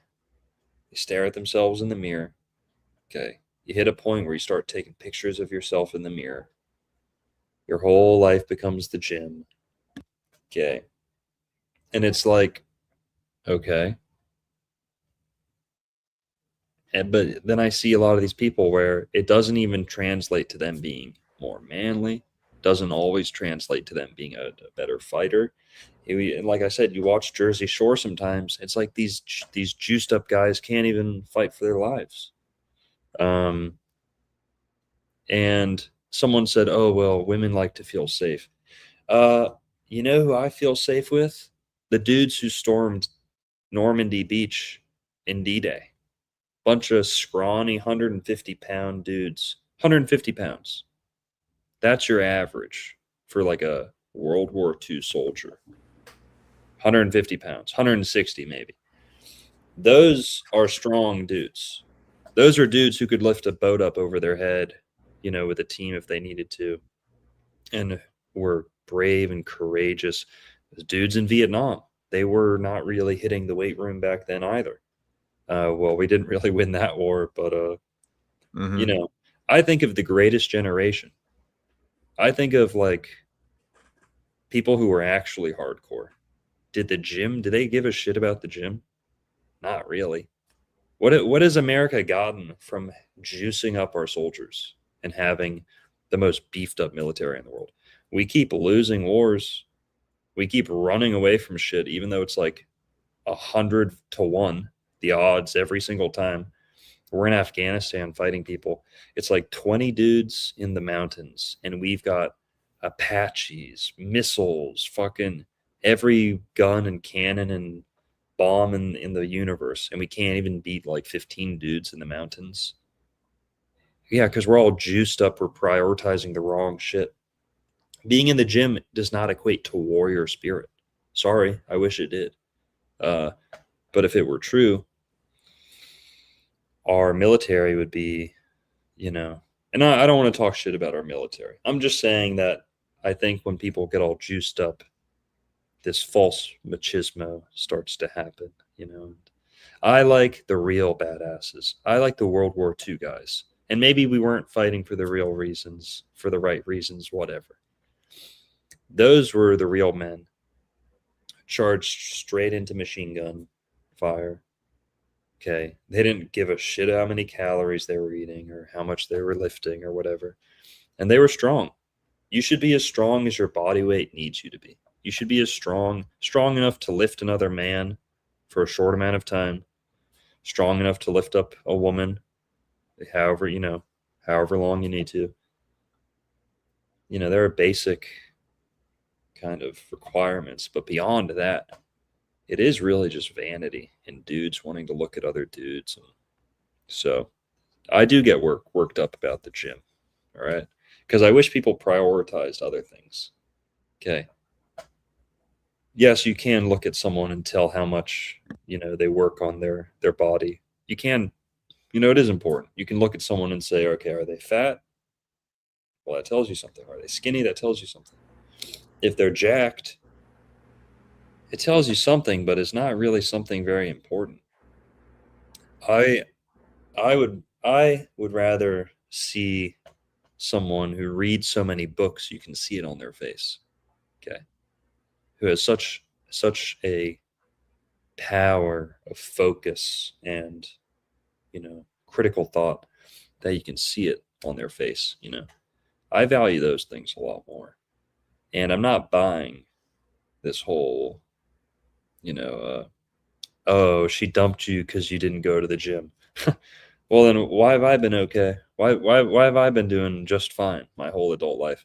But all these dudes in the gym are like on Tinder nonstop, desperate for a girlfriend. What do you think, Merlin? Am I just a hater? I mean, not real. Like, if I'll definitely a hater of the gym, a little bit. But I think we're all on different journeys. For some people, it's like maybe the gym is just discipline, like, okay, you go there, maybe you feel like you were wimpy in high school or earlier in life, so you're going to go there to prove that you can do it and lift some weight, which is like good for you. I mean, I agree with you personally about body weight. Like, I like calisthenics. Like, I think push-ups and pull-ups are like the most important, like be able to like manipulate your own body. But I say lift what you want, man, personally. I think getting exercise is way better than fucking not, Mhm. like I'd rather deal with gym rats than tubbies, Yeah. by far. And here's another thing. Training your body does increase your mental focus and clarity significant. Long ago, best to try both. Hey, now if we're talking about exercise, okay, I love exercise. Exercise is good. Why is it that dudes who are always in the gym like can barely even run a mile? They usually can't. Now, Dr. Longo's preferred method of exercise is running. I do run, I jog, okay? I try to run 2 miles as often as I can. 2 miles, I think it's important to be able to run 2 miles, you know, rather comfortably. I can do, I don't know, 5 pull-ups, maybe more. I'm not gonna over, I'm not gonna over. I don't ever want to get put on the spot for that, but definitely Do a pull-up 5. contest. I can do 5 for sure. I can do 30 push-ups, maybe more. Okay, and again, I think it's important to meet some minimums, meet some bare requirements, but being in shape is very important. Don't be fat. Be able to run. Don't be a victim. You know what I mean? Um, and also, hey, uh, I don't think I've lost a fight. Okay, I haven't lost a fight. Last guy I fought weighed a lot more than me, so you know you don't need to. I don't think people. I think people overestimate how much muscles will help them, or kind of being big and muscular. Um, but yeah, running's important. Long walks on the ocean, stuff like that. Hey, being in shape's super important, and I put a big value on it. Um, Going to the gym is more of like a vanity thing, more of a social club. Hey, power lifters. I've got some powerlifting friends that I respect a lot. Um, but yeah, let's be real. Okay. Girls like rock stars. They like, they like athletes. Yeah, I guess they like athletes a lot too. But yeah, the gym's not the friend that people are swearing it is. It's not the cure all that people. I totally refute the notion that you know, guys get broken up with because they're not jacked or whatever. Like, no, just don't. And why is the gym always filled with talentless people? Like, that's another thing. No talented person's ever spent more than an hour in a gym. You just can't. You can't. If you value your time that much, you don't go to the gym. And I'm not saying I'm one of them, but no genius has ever been like, and here we can just put it to the test, and I might even open up the phone Let lines. people call in. Name your favorite jacked genius. I'll give you as Plato. okay, okay, fair, fair enough. We'll talk I'm about it. sorry. Name your most jacked genius that you respect, that you just love. You think everything, like mentally sound, spiritually, philosophically. There is the truth to this, you know, notion of a meathead. Yeah, I see people say.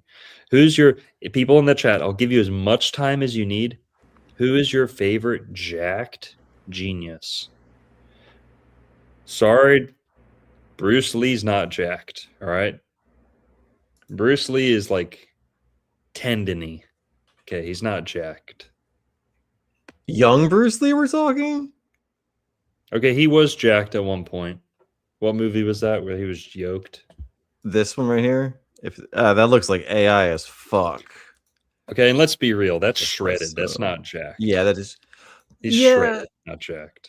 but I feel like this is. But that's like maybe that's the modern problem. Is I think this is what jacked guys think they look like when they go too far and don't get lean enough. Andrew Juberman, Carter. No, bro. No, bro. I think Carter's been lifting too many weights over here too. I don't know. Oh, Carter But called in last week, didn't he? yeah, he did. Andrew Yeah. Juberman. Okay, let's get an early life check on Andrew Huberman. Then get back to me. No, not you, Merlin. Oh, Carter. all right. Yeah, Andrew Numbers. Huberman's so smart. So smart to be like, oh, there's a study that says blah, blah, blah. There's a study that says blah, blah, blah. There's a study that says, oh, cool. What a genius.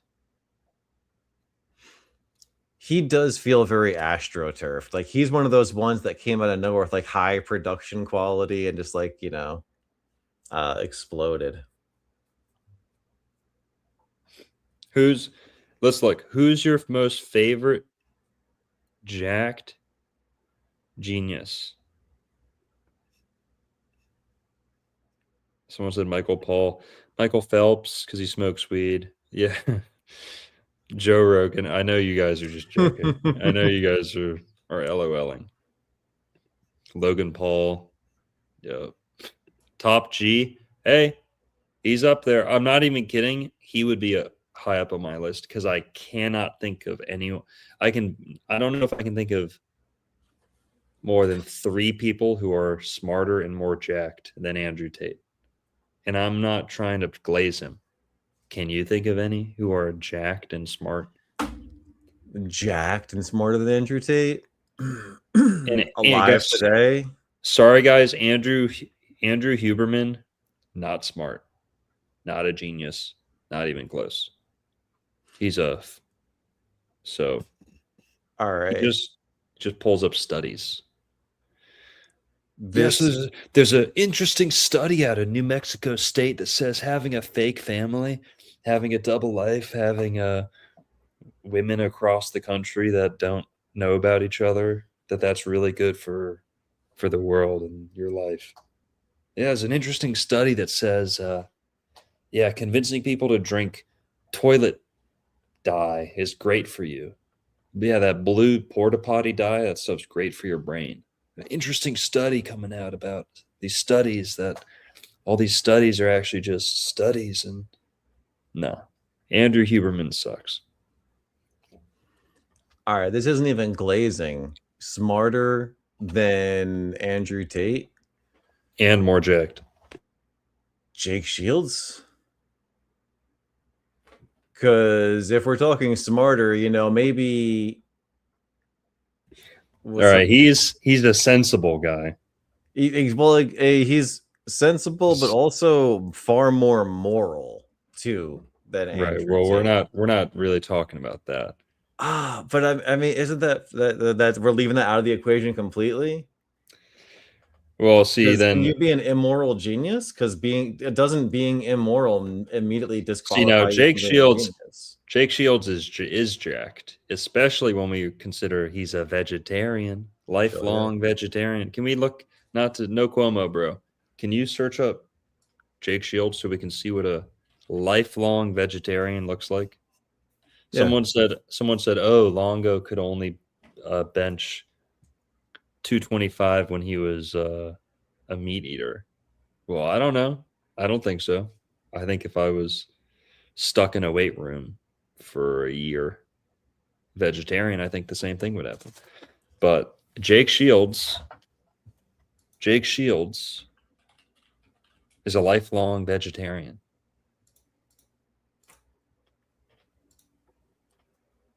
He's not the hugest guy ever, but he's got big arms. I mean, even for a guy his size, he's got thick arms. Yeah, and to make your point, like, do you need more muscle than that? Is more muscle than that like practical? You know, like if we're talking again, going back to what you were saying earlier, you know, like a war, you know, like being lean is probably whatever. Everyone's got their preferences. Nate Diaz does not have this body type. Jake Shields is way more jacked than Nate Diaz. Nate Diaz, I love Nate Diaz, no offense, but he is kind of like skinny fat. Nate Diaz has like, I don't know.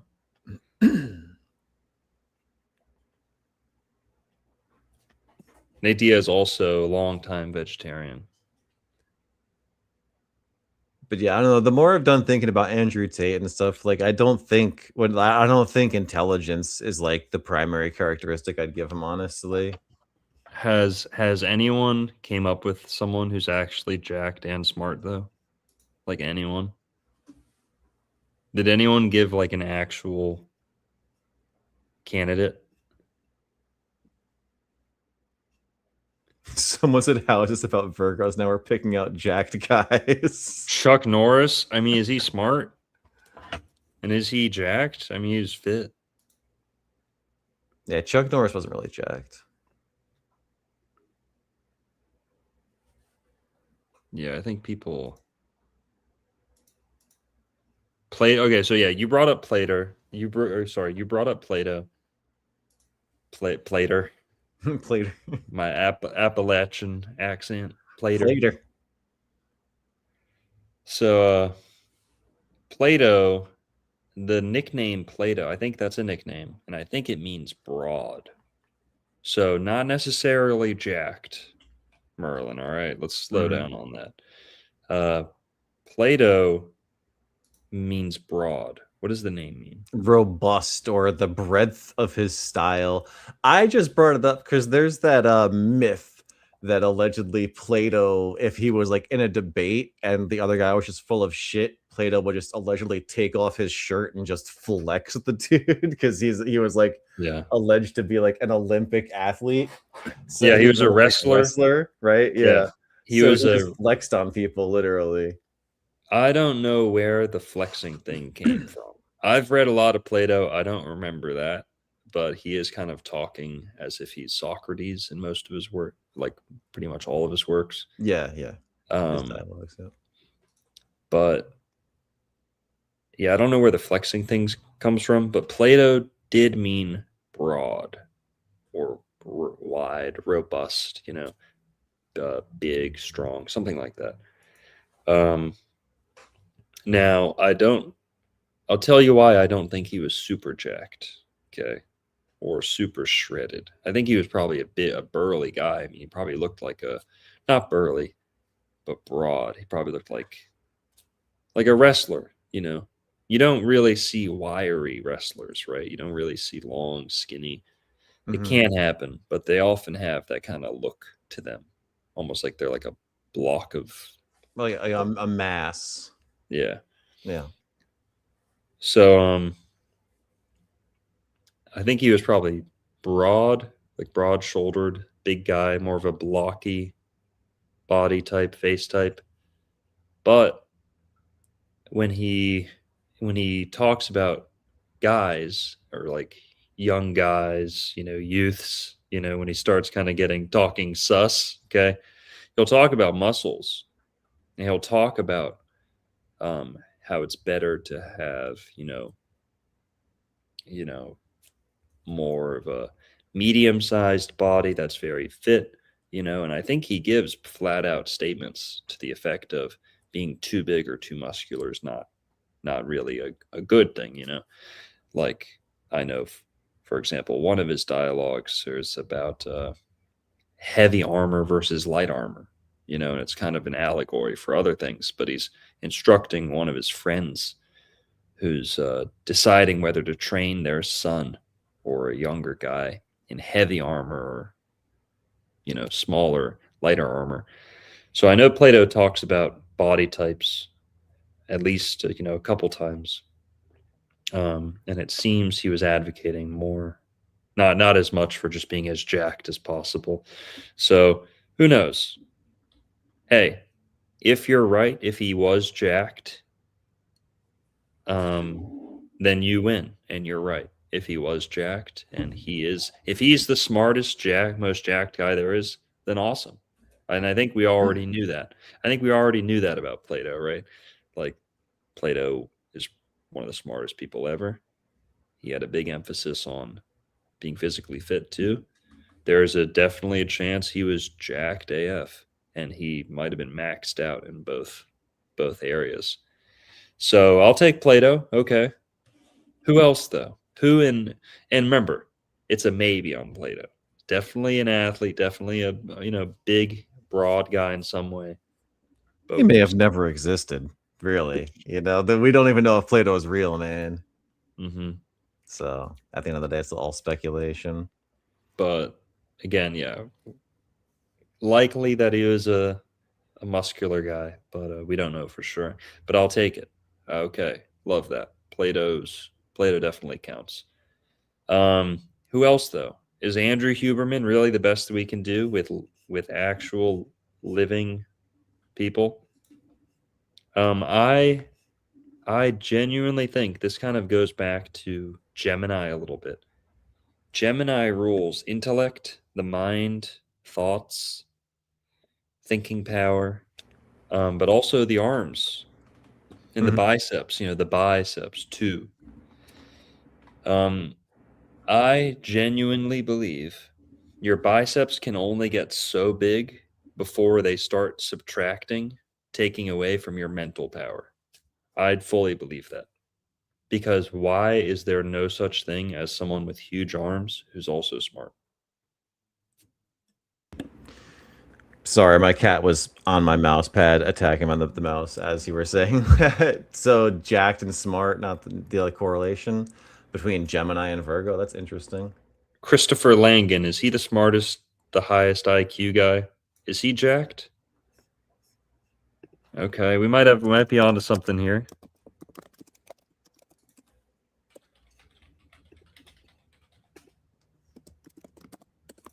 No, no, he's not. He's like fat, yeah. Fucking got He's him, chat. it looks no, it looks like he did lift a lot, but yeah, he's Oh, not back in like the day. he's more like a burly guy. He's not like I could be wrong, but the pictures I'm seeing, he just looks like bear shaped. He's not like the Rock, Dwayne the Oh Rock yeah. Johnson. Oh, he did lift. Okay, look at that. He's big, but sorry, I'm not calling that jacked. All right. I'm not calling that jacked.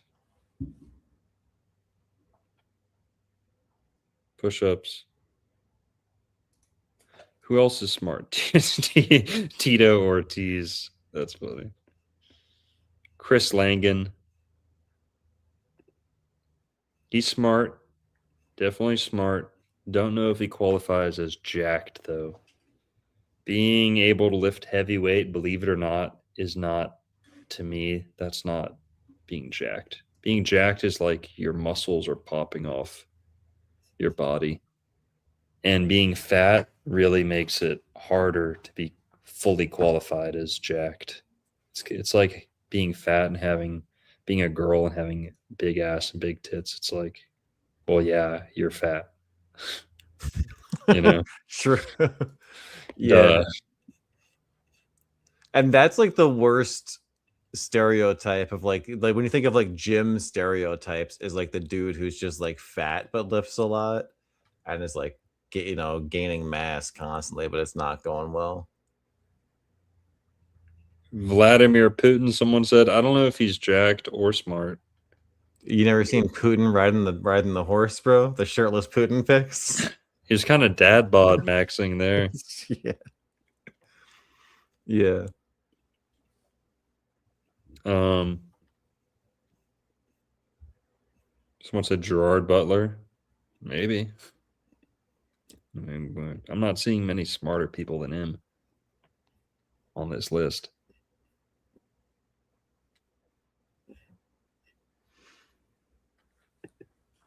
Just came here from your video with Aaron and James on the Jesus Way podcast. Well, sorry, you might be jumping in on the wrong show. We're kind of shooting from the hip, and yeah, we're Is that a new one you did? The Jesus No, Way podcast? I don't think so. No, it's an older one. Okay. But yeah, we're not exactly spreading love and light right now, so forgive me. Dolph Lundgren. Okay. Now we're on to something. He definitely was jacked and definitely pretty smart. But how hard did he have to work for the smart stuff? Like, okay, so Dolph Lundgren and Plato. We've only got two smart people ever that were jacked.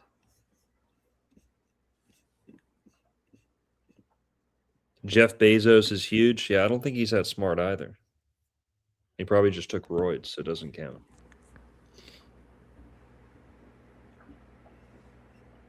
Why is that door always open? That's just I'm in my house, man.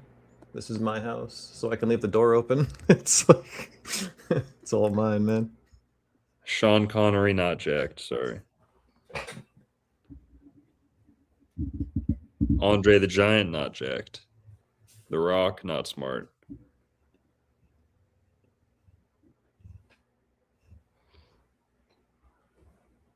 Devin Larratt, is he smart? I don't even know who that is. Someone said John Bernthal.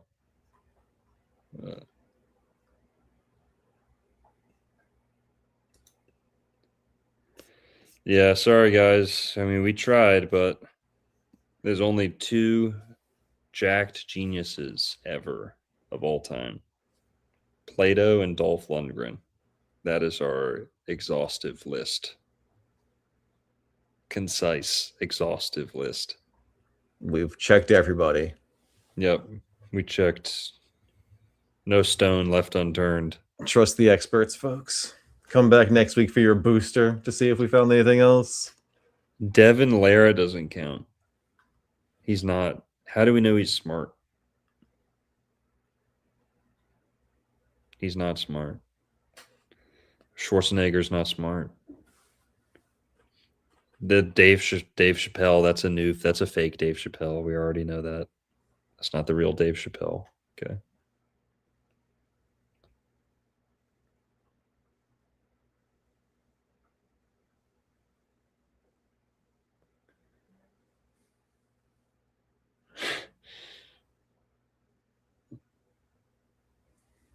Want to get back on some Virgo? Nah. Yeah. Let's tee off on Sydney Sweeney for a sec. So Zendaya, okay, this is just I love getting proven right. Okay, Virgo is the most mid sign in the world. Sydney Sweeney is also a Virgo. Zendaya and Sydney Sweeney are both the same sign. And they're both mid as hell and held up as if they're like beauty figures. Yeah, let's see that, Merlin. Let's see your Sydney Sweeney impression. Dude, you think Sydney Sweeney is mid? Wait, you weren't just agreeing with me and doing a Sydney Sweeney impression? No, I was. So what were you doing? What were you doing this for? That was me being shocked. That isn't your shocked. That isn't your Sydney Sweeney impersonation? No, it's not. No, it's not. No, that was shocked. I mean, dude, like Sydney Sweeney. You don't think she's at least an 8? Because like if we're saying mid, that's mathematically a 5. Sydney Sweeney is a fucking 2.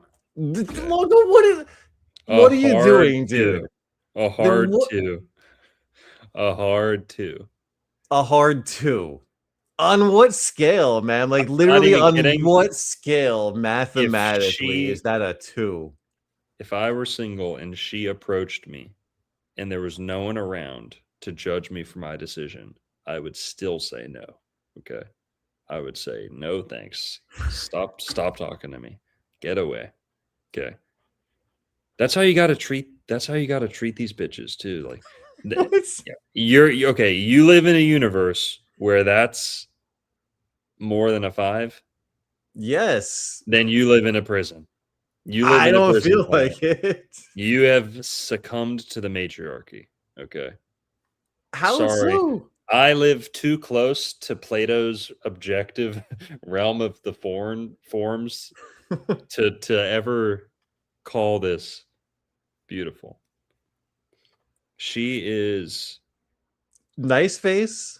Oh, Nice hair. that makes me gay because I don't think that makes me gay because I don't think a pile of fucking horse manure is good looking. She has the droopiest face ever. She looks like Andrew Wilson. Okay, she looks like Andrew Wilson. She looks like Andrew Wilson. Right there, she looks like she has Down syndrome. She's got a little bit of asymmetry in the eyelid at that moment. Dude, why she looks so sleepy? Why Maybe she looks she's so tired. sleepy? Maybe she needs a nap. Yeah, that sperm was so tired it barely made it to the egg, and now we're suffering. All right. Sydney Sweeney is so mid it's not even funny. And she's exactly who I was talking about not having a good body because she won't stand up straight. Okay. And don't So even she get doesn't have a good don't body even either. Yep. You heard it. You heard it. Yes, she's See, you're right. right, dude. Are She's you a low 1. She's not a IQ? 2. She's a Are you 1, bro. Yes, are you I a am low low IQ? IQ. I'm the Are you a lowest low Gemini. I'm IQ the lowest tit IQ cell? Gemini to ever live. You're right. You're a low She's a IQ 2. tit cell, and I'm not. It's You're a tit cell, and I'm not having it. All it's right. not even just her breasts, dude. She has a nice figure, man, and a nice face. No. It's that easy. All the devil has to do is slap a pair of tits onto a fucking crocodile, and Merlin would call it beautiful. All right. I think it's more like that God had a hand in that than the devil did, personally. That's just me. No, And I think I speak for chat. I think chat no. is on It my is side. low IQ. It is oh my gosh. It is scarcity mindset. It is poverty mindset to think that boobs are like the end all be all of. I don't think boobs are the end all be all. Do they hurt? You're No. acting like it makes up for. This is a lot to make up for, and the boobs are not taking it all. The whole thing.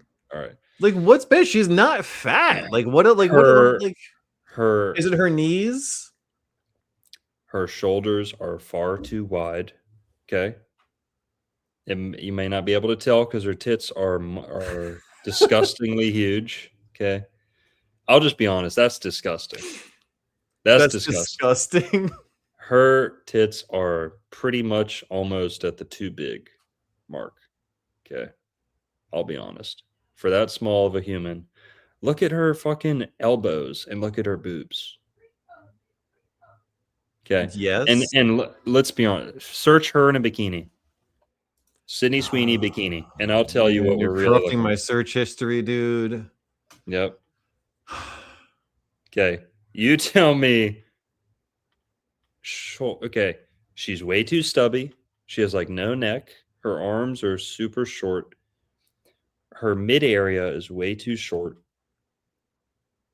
She's not lithe and long and model-like and beautiful. Okay. This lady wouldn't. Okay. This little hobgoblin wouldn't make it past Harvey Weinstein's front desk. Her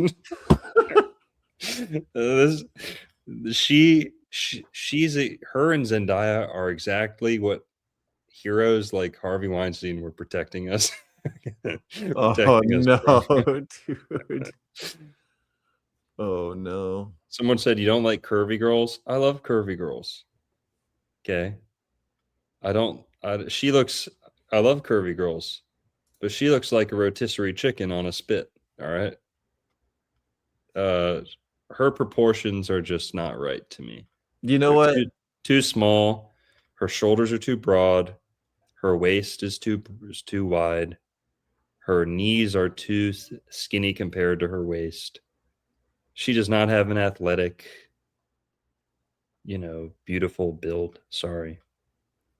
Well, dang. Just I guess leave her for everybody else, man. Okay. Now, yeah, you can have her. She's got that weird chipmunk, droopy alcohol. She's got fetal alcohol syndrome. Let's just call it what it is. Fetal alcohol syndrome. Yep. All right. Hey. To each their own. She's just too wide and short. Okay. Not. Yeah.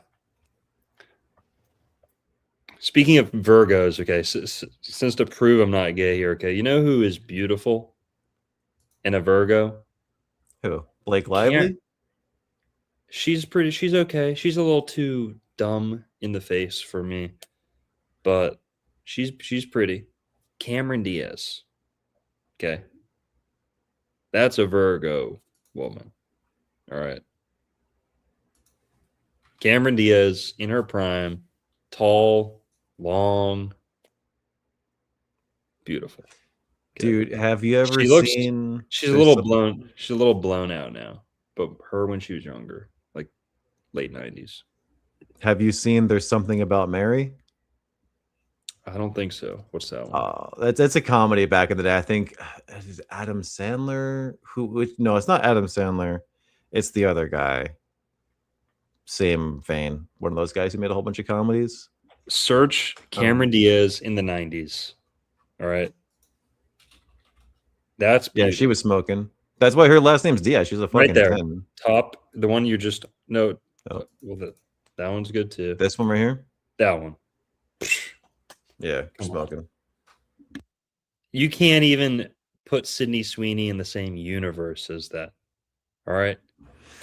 Sydney Sweeney's so droopy and short and just ugly. Like she could play a hot hobbit if she was lucky. Okay.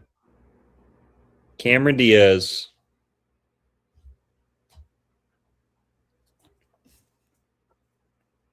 She's pretty good looking.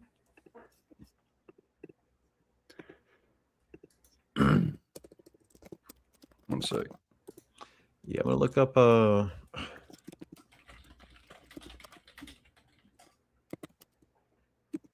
who was in Something About Mary. Why am I blanking on it? Ben Stiller. It was a Ben Stiller flick. There we go.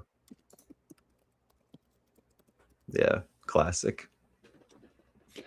So Cameron Diaz in the 90s, peak beauty. Who else? Okay. Who's the most beautiful girl ever? Or like movie stars, you know? Ferris Bueller's Day Off. The girl in Ferris Bueller's Day Off, Sloane. I don't know her name. Let me go look it up. Sloane. Oh, the chick from that? Yeah. Okay. She's kind of making some funny faces right there. The one you're just, yeah, that one. Mm-hmm. Yeah, zoom in on that. Or just, come on. She's beautiful. Yeah. Okay. She's a Virgo? She's got brown eyes, brown hair. Not my thing. Not my thing. I don't know if she's a Virgo. I don't think so. Let me see. You know, God bless you, Alfred. He said his wife is beautiful with no makeup. That's all you need. Absolutely, man. Oh. Absolutely. Mia Sarah. No, she's a Gemini. She looks like a Gemini too. So Mia Sarah. Okay, I'd put her. That's like up there. Now look up. Hang on. Who's the girl from? Oh, Natasha McElhenney. McElhone. I don't know how to say her last name. McElhone? Yeah. Oh, dude, yeah. She was in Californication, bro. Oh my gosh, But yeah. when she's younger, okay, she looks kind of blown out now too. She looks. Oh, look, everyone ages, man. Let's be nice. No, no, Natasha's beautiful. her in the sure. 90s. Yeah. Okay. And then, yeah,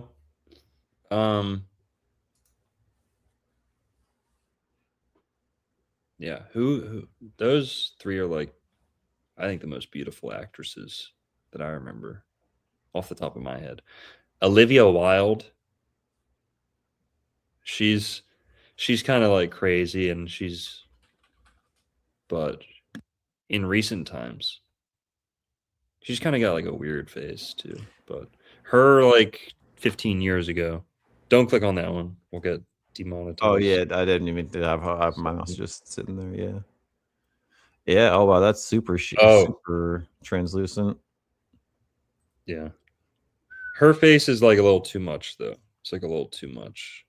A little too. She has the really intense eyes that are like a bit like Yeah. Piscean. But then also, you ever watch Doomsday, the vampire werewolf movie? No. Okay, search Doomsday vampire movie. Doomsday. No, wait. Well, sorry, she's hot too. The Doom. I'm thinking of Underworld though. Oh yeah, Underworld. Underworld. Oh yeah. Underworld. That's the same chick from the Pirates movie. No. No. No. Keira Knightley, not that hot. Sorry. But the girl from Underworld, who's that? That's not Keira Knightley in Underworld? Kate Beckinsale. Oh, that's right. Yep. Colin Gooch on it. Kate Beckinsale. Again, this is not my type at all, but she's like undeniably super hot. Kate Beckinsale in that role though.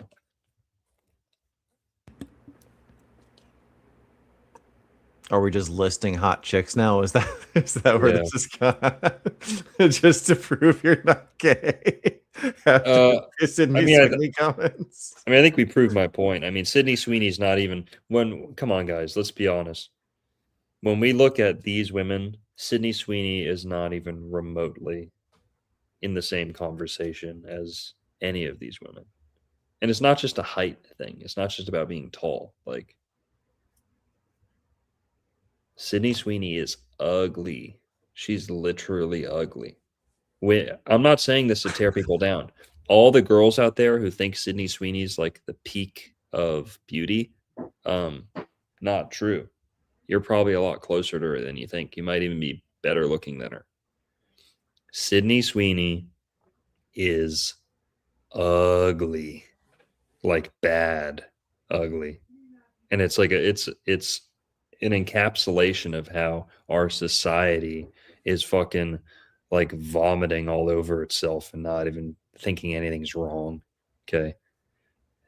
To call someone that ugly beautiful and to give her so many millions of dollars for being ugly is a sign of the end times. Okay. Like Sydney Sweeney being called hot, it's a sign of the end times. Okay. Like I said, Zendaya is making me rethink the whole Bible thing. All right. Zendaya's face getting called beautiful is shaking my faith in ways nothing else ever has. Were you also not a Kate Upton fan? Nope. Hell no. Hell.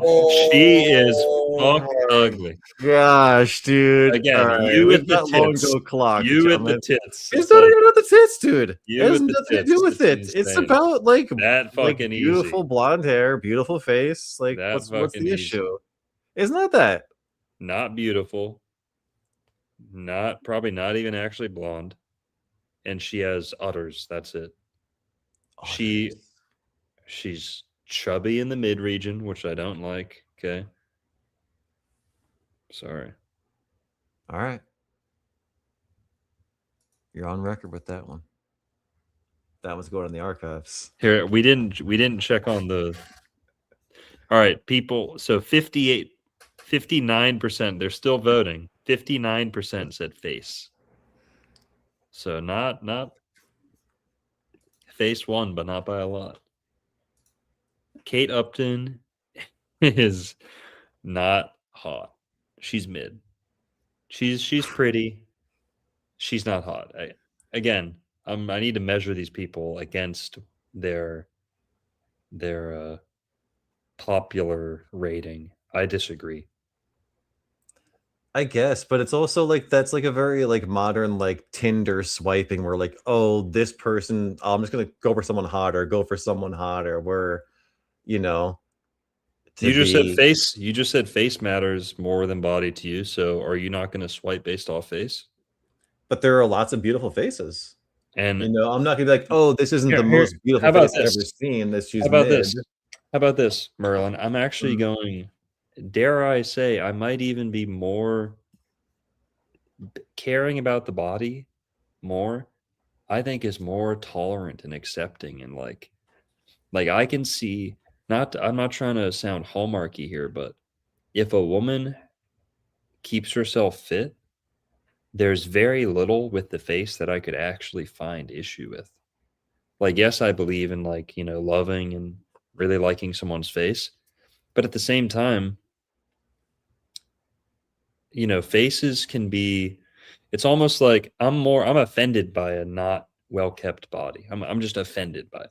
Like it's disgusting. Fat people shouldn't even go outside. They should just but faces can be all over the spectrum. Like to me it's a spectrum. Like it can be I'm hesitant to call someone's face just ugly by itself Mm. because it just believe it or not, it may not sound like it, but I'm much more likely to look at someone's face and just be like, not for me. But you know, if I see someone who's fat, I'm gonna be like, ugh, disgusting. Like, come on, put that away. So I think to me, it's like I could almost, to put it in the most hallmarky way, I could almost find anyone's face beautiful so long as the rest of their body's following the right proportions and good posture and things like that. If they're standing up straight, if they, look squared away and fit, and I still don't like their face, I'm not going to call them ugly usually. It's usually a chain reaction of the body and the face, and just it's someone I wouldn't even entertain no matter what.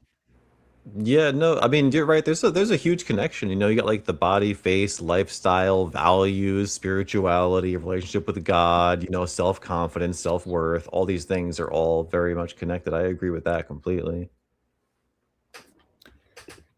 Someone said, so you don't like Kate Upton body? I don't really remember what her body looks like, but doesn't she just have insanely huge tits and like no ass whatsoever? Sorry, ladies, this is a boys' show. Okay, we need. Do you ever watch Screen Time on Scroll Center? No. Scroll Center? I've never heard of Scroll Center. So it's like a ESPN Sports Center show, except they're just talking about podcasters and influencers. Like they like go through people's stats as if it's like a sports show, but it's all like Logan Paul, Jake Paul, Kate Upton would be someone that they would talk about. Like, oh, her last post didn't get much engagement. She might need to think about hiring a new publicist, and they've got like the background music, and we got to do shit like that for we got to. Yeah. We could figure something out for sure. I ruined my algorithm with these searches. Yeah, dude, I'm searching like Kate Upton bikini, dude. Oh, Oh, please. Oh, please. Kate Upton, let's go back to that. Okay, let's analyze that a little more. let's Okay. analyze Kate Upton. Yes, Yeah. let's. That is her post production with all the CGI and the airbrushing and okay. If I'm not mistaken, she has like a little bit of a belly, which not the end of the world. But her midriff to me is just like too wide, and she has no ass. Like she's just like, sorry, boobs. Boobs are boobs are for poor people. Like let's just say it. Okay? Boobs are for poor people who are afraid that their mommy's gonna stop taking care of them. Okay. Uh, you need to be so straight that you're unfazed by tits. All right. That's peak straightness, that you're not even fucking phased by that scarcity. mindset. So yeah, she's got. Yeah. She's just not ugly though. Like no matter what part of the body is most appealing, is you don't look at that and go, "Oh, ew, oh, anything but that." It's so far from that. Okay, you're right. That would be Sydney Sweeney. Oh my gosh. Sydney Sweeney's like throw up in your mouth, ugly. Kate Upton's not ugly. She's just. I don't think she's anywhere near this like sex icon that people make her out to be. Who are some other ones?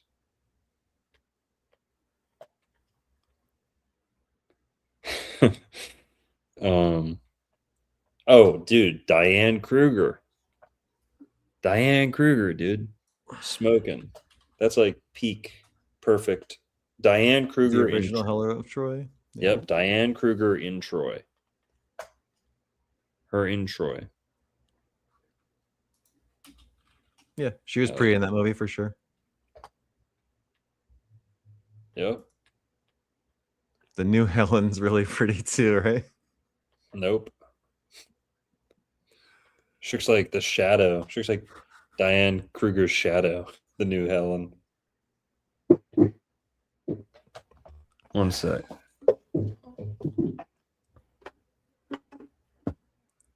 Oh. All right. Virgo guys. All right. What are we missing? Did we gotta go back to Virgo guys? Or did we keep going on looking at women with Longo? Man, what else with this sign? Did we listen?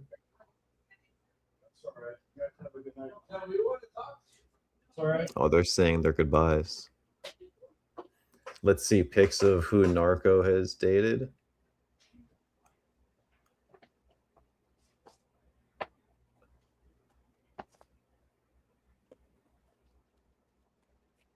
Prime Selma Hayek. Yeah, dude. Yeah. Prime, oh no, Selma. Movie?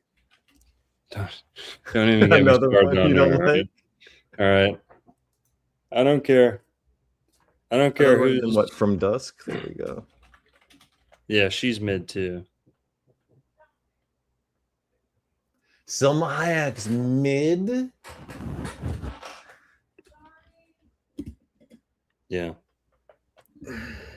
Man, we just have different definitions of what it means to be mid, or my standards are just so low. She's all right. A little too torta for me. Too torta. But, yeah. Yeah, it's good to have high standards. I concur.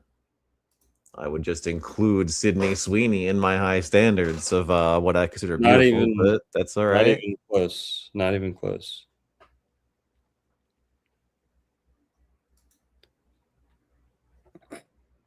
But I do like that comment, that super chat we got earlier, that like, there's what is it? He said, what's beautiful is true, like true beauty is objective.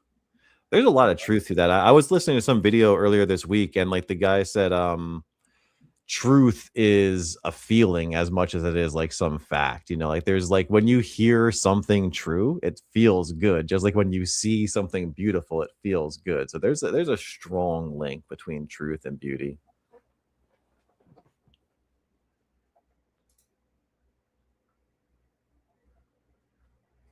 Oh, distractions in the shop there, folks.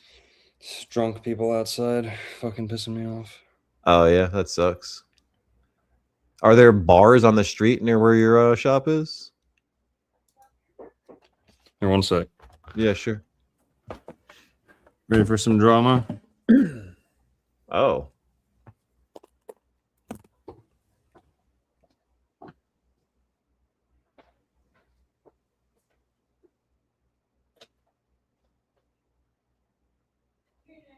Why do you gotta keep banging on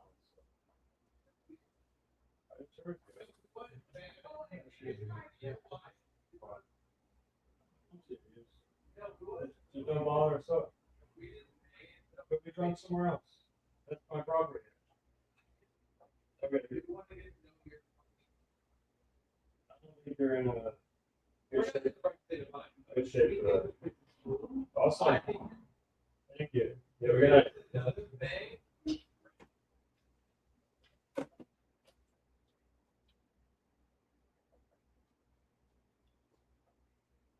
I love eavesdropping.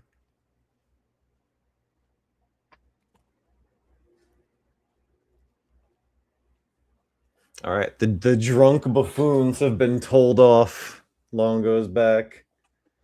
Playboy Cardi is a Virgo. All right.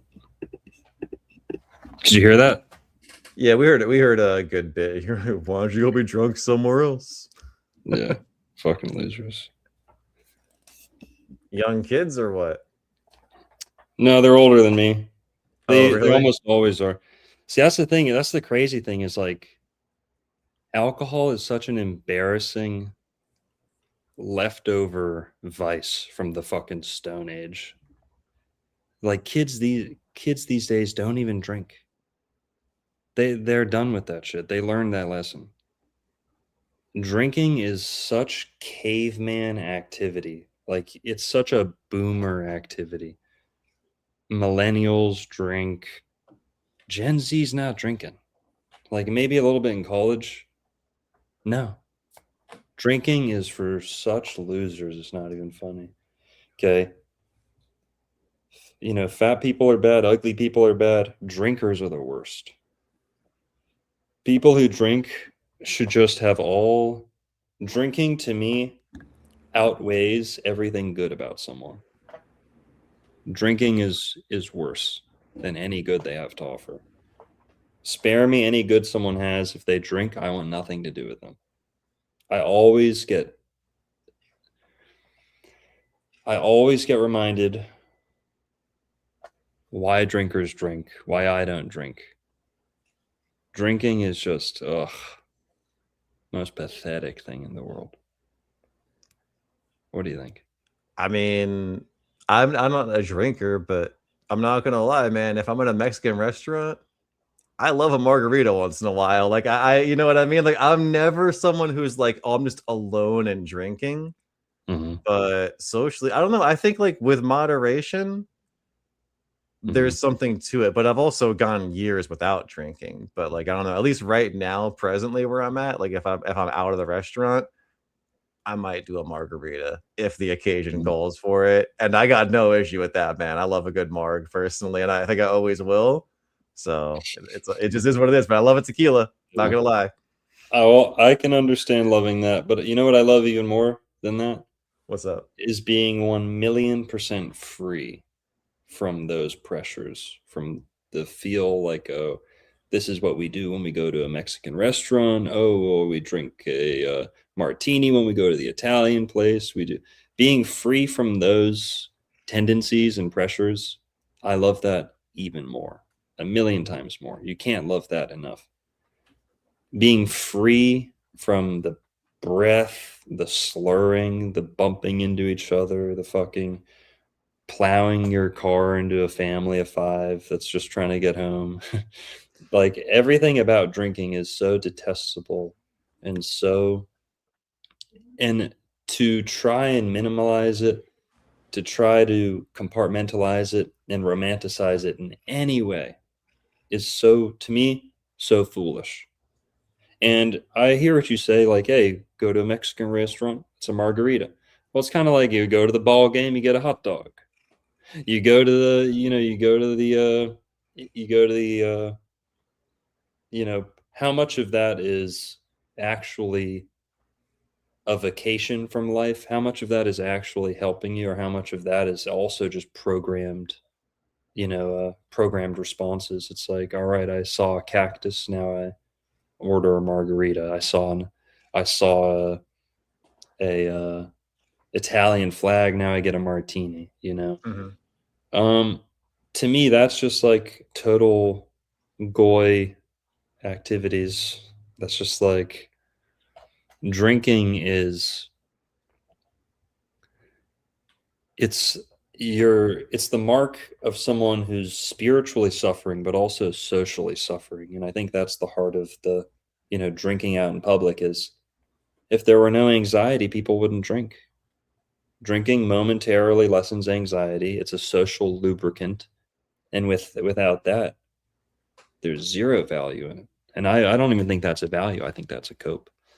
Alcohol is the destroyer of worlds, destroyer of civilizations. Everything the West and the white man has achieved is in spite of alcohol, not because of it at all. Alcoholics are the most pathetic people you'll ever meet. They lie more than anyone. They have more excuses than anyone. No one lives more in the past than alcoholics. No one has more guilt, yet less willpower to do something about it than alcoholics. By the way, I call an alcoholic anyone who drinks on a yearly basis is an alcoholic to me. Yeah, that So 100%. one drink a year makes you an alcoholic? 100%. If drinking once didn't tell you this is a bad idea, I think they're an alcoholic. Anyone who feels the need to keep on drinking, it's not a nutritional thing. I mean, we all know that, right? It's not. No one's under the impression that we need to drink to survive, right? No one's ever said, I need to drink or else I can't practice my art even. I'll give cannabis, its credit all day long. There are musicians out there who will tell you, if I never picked up a joint, my musical career would not have happened. And I'm not saying that all their good ideas came out of the joint. I'm saying that a single joint is the catalyst to good ideas, an opening of the mind, artistically, etc.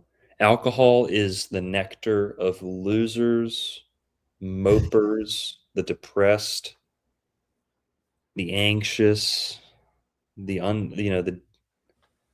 yeah. So what's it? He hates Sweeney and booze. Yes, and there's actually a big correlation there. Sydney Sweeney looks the way that she does because of alcohol. So you're welcome. You're welcome. Yes. You're welcome for me tying it all together here in a nice bow, rounding it all back to the source. Dude, saying someone's an alcoholic for drinking once a year is a wild take. You tell me this. Yeah. I'm not trying to joke around here. Tell me this. Who in their right mind would have vodka come into their mouth to taste and feel what the vodka does to their mouth, maybe even swallow it, and to decide to think in any universe it would be a good idea to take another drink at any time in your life? You have got to be criminally fucking insane. You've got to be so screwed up in the head to think it's a good idea. It's like tying fireworks to your feet and setting them off for fun. Like, okay, is it self-damaging for fun? I can understand that. But to keep doing it year after year when the fun has dried up, to me, that is a disease, an issue. And just forget the details. Who in their right mind would taste alcohol in their mouth and think it's a good idea to ingest it again after seeing the results? I mean, a lot of people.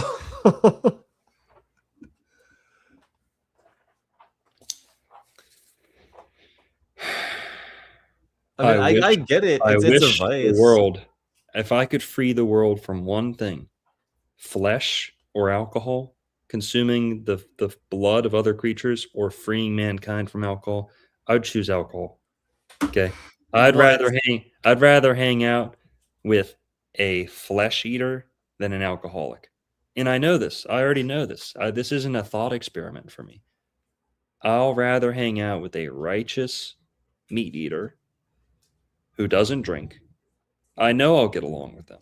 And then I know vegetarians and vegans who do drink. And I'm not talking about you. I know, I can get along with them. Yeah. I'm talking about if I had a vegetarian friend who is drinking a lot, Mhm. and I know they like alcohol, that's going to get in between me and them way more than eating flesh ever will. I can go out and hang out with a meat eater, no problem. But if I have a vegetarian friend who always wants to drink, always wants me to go out drinking with them, always wants to, that's like irreconcilable for me. It's alcohol. In order to speak about it positively, we have to minimize it and compartmentalize it into such small, socially enjoyable scenarios. It's such to me, it's abusive. It is abusing the English language and our concept of what's good and evil to call alcohol, to think alcohol is acceptable. I refuse to live in the Matrix. I refuse to live in the fucking Matrix where drinking alcohol is a good thing or normal thing. I don't care who I will never get to be friends with. I don't care. That's the Matrix, and I don't need any convincing. Drinkers uphold the Matrix more than anyone else.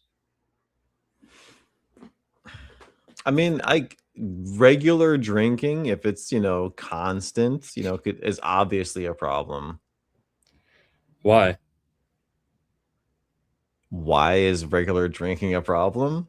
Yeah. I mean, it's just too much. It's like, okay, like you want food, right? What you don't want is too much food. So you can have alcohol without having too much alcohol. Right. Like I've never, I don't. Okay. Go ahead. But I can eat an infinite amount of French fries in a single night. And maybe I might land myself in the hospital, but I definitely won't get in my car and delete a family of 5 because I wanted to get home. I won't pick up a gun and forget the rules, safety rules, because I ate too many French fries. I'm not going to destroy my family. Like literally make a decision that ruins my family's lives forever because I ate too many French fries. Replace that with weed and tell me how much weed you need to smoke before it ruins your life, ruins your family lives, endangers people on the roadways. So the excess thing actually proves my point. What are you afraid of something in excess of? Why? What for? Because it has absolute lethality attached to it, because it is so dangerous that it needs to be rationed out in tiny amounts. Like rat poison. Yeah, alcohol, of course, alcohol. So the excess thing, I can get it, but how much weed before it kills someone? It's like a laughable amount. Yeah, I mean, I'm not gonna like police or say alcohol is good or weed's this, that, or the other, because like I don't know. It's not something to argue over. Like I don't want to. Like I'm not gonna be like, oh yeah, drinking is good for you, obviously, But like again, I hardly fucking drink, like literally ever. So I'm not trying to like be like it's the best thing ever. Yeah. But I don't know. I agree with you. Like if like I think clubs are worse than anything, honestly, when it comes to like the Matrix or whatever. That's a whole other story. Drinking culture, modern drinking culture, huge problems. But like if you take like your example, take the vehicle out of the equation, just this thing you can drive around and fucking kill people with, sadly, or unalive, sadly, it sucks. But like if that wasn't the thing, then like alcohol is less dangerous because like you can't operate 1,000 pounds at 80 miles an hour, right? Or 2,000 pounds. So it's like, yeah, it's a lot of modern problems, honestly. But like I don't know, I think under the right circumstances, like drinking can be fun. And I think like when it comes to like like masculine, dude, it's a masculine thing to be like, yo, we're getting fucked up. No, it's the most feminine thing ever to be totally out of control, to be limp wristed, zesty. Everyone gets zesty when they get gay. Everyone gets zesty when they get drunk too. People are just weird. The people who are just outside here. I mean, they don't even know who they are. They literally don't even know where they were. Like, that's feminine. That's chaotic. That is Shakti. That's just like tuning out and letting the forces take your body over. And you tell me, is all the fun, all the little social, cute little moments at the bar, are they worth the alcoholics? Are they worth the families with alcoholic fathers? Are they worth the DUIs? Are they worth, the guy who broke into our bookstore here, whose main drug of choice is alcohol, not anything else? And I mean that. The guy who broke into our bookstore here, his main thing is drinking. Yeah. Drinkers, all these drug addicts on the street, they'll all drink. That's the one thing they all have in common. Some of them don't like to inject. Some of them don't like to smoke. They'll all drink. Drinking scratches that itch that they're all trying to itch. That's something I don't like.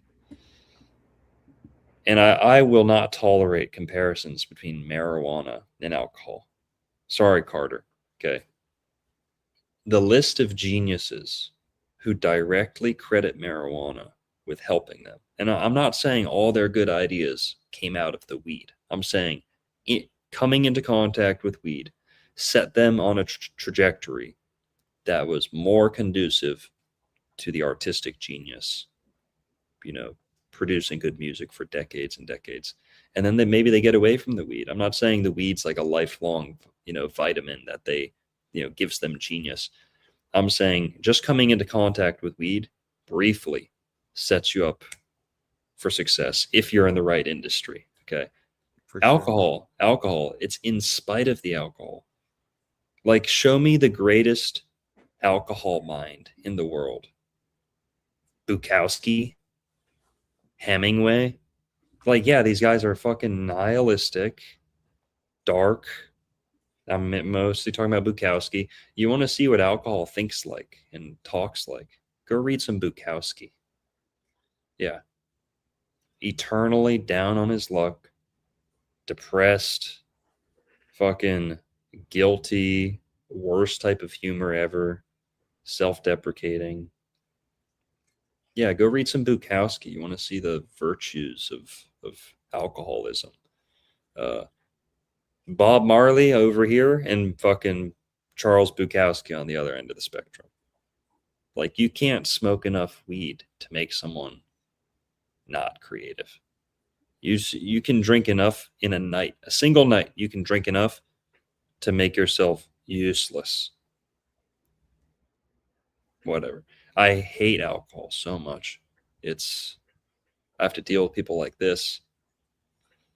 True. I've had a lot of alcoholics in my family. Drinking alcohol to me is alcoholism. Drinking it once a year is alcoholism. It's the societal disease. It is the matrix that it's somehow expected of you, or that it'll somehow make your life better. And if people never want to touch weed ever, okay, perfect. Awesome. I think you might be missing out on something, but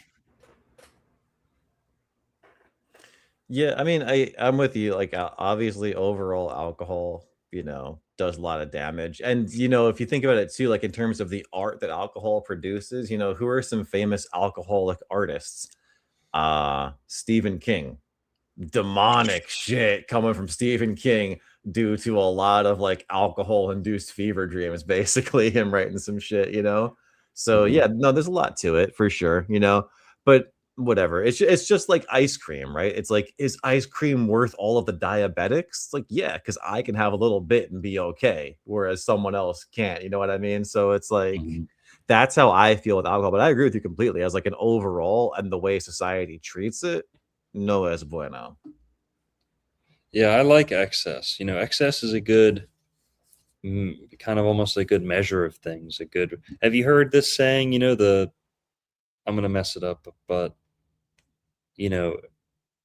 the fuck, what is it? enlightenment. You know, excess is like the last stop before enlightenment.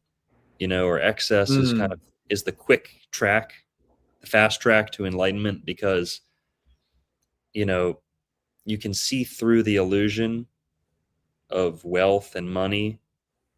It's easier to see through it when you've already won the game. You know, like you hear all these celebrities say the same thing. Oh, I wanted to get rich and famous, and then I realized getting rich and famous is not important. It's not fulfilling, right? Whatever. Blah blah blah. Virgo rules temperance, so I guess a lot of what we talked about, does fall in to Virgo. True. Yeah. So, Because here, Virgo. people started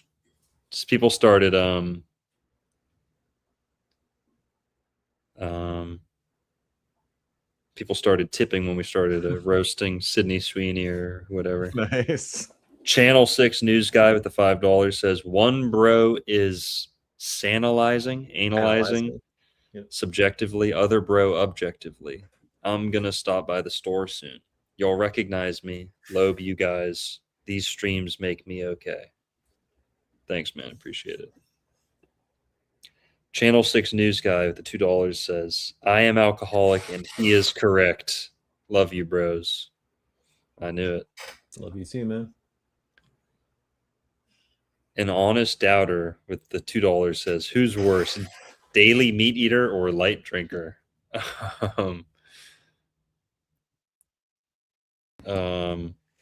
Well, you didn't say that the light drinker is vegetarian, so I'll choose. Implied? It's kind of implied, but I'll take the daily meat eater. But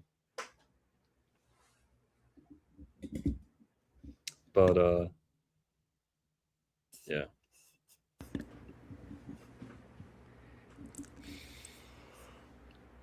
All right. Yeah. Hey, you know who I do like? Keanu Reeves. I've got nothing but good things to say about Keanu. You know, I'm on the Keanu bandwagon. Nothing bad to say about him. He's got a great work ethic. If you want to see Virgo work ethic, watch Keanu Reeves. Look at how he practices for the gun movies, you know, like how he trains with all the guns behind the scenes. All the people that he trained with say, oh, he's the best celebrity we've ever worked with. He shot like he's a pro, you know. Oh, he came in before he was supposed to and left, you know, after he was supposed to leave. Keanu, you know, great work ethic. He is known for being invested and selfless and stuff like that. Very, very, very Virgo. Totally.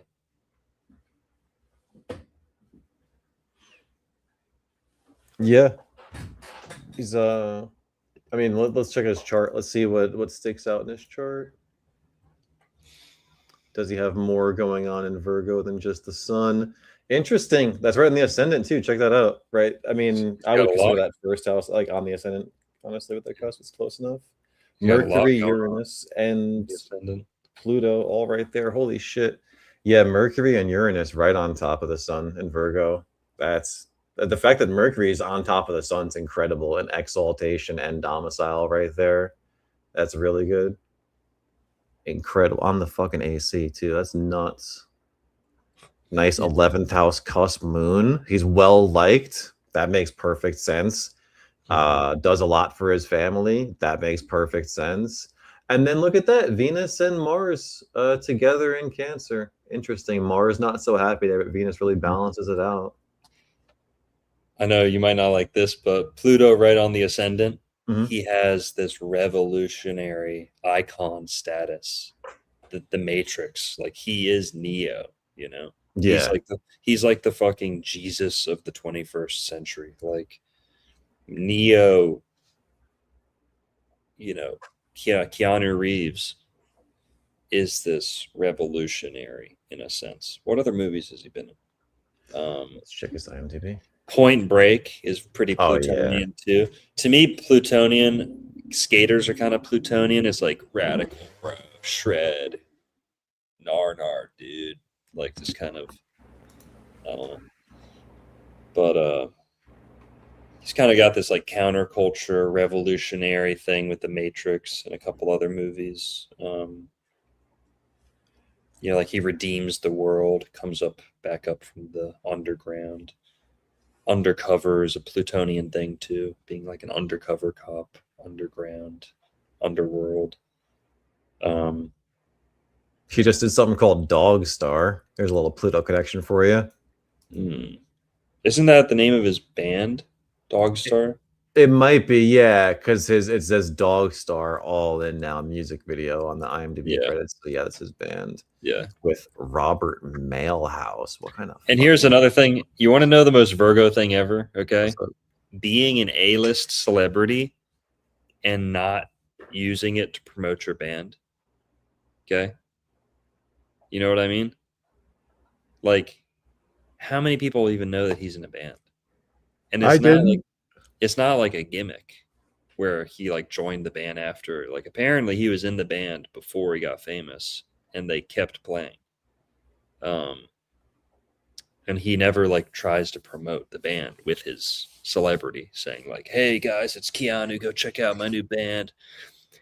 What's up, guys? It's Keanu. Just finished up on set, heading over to band practice."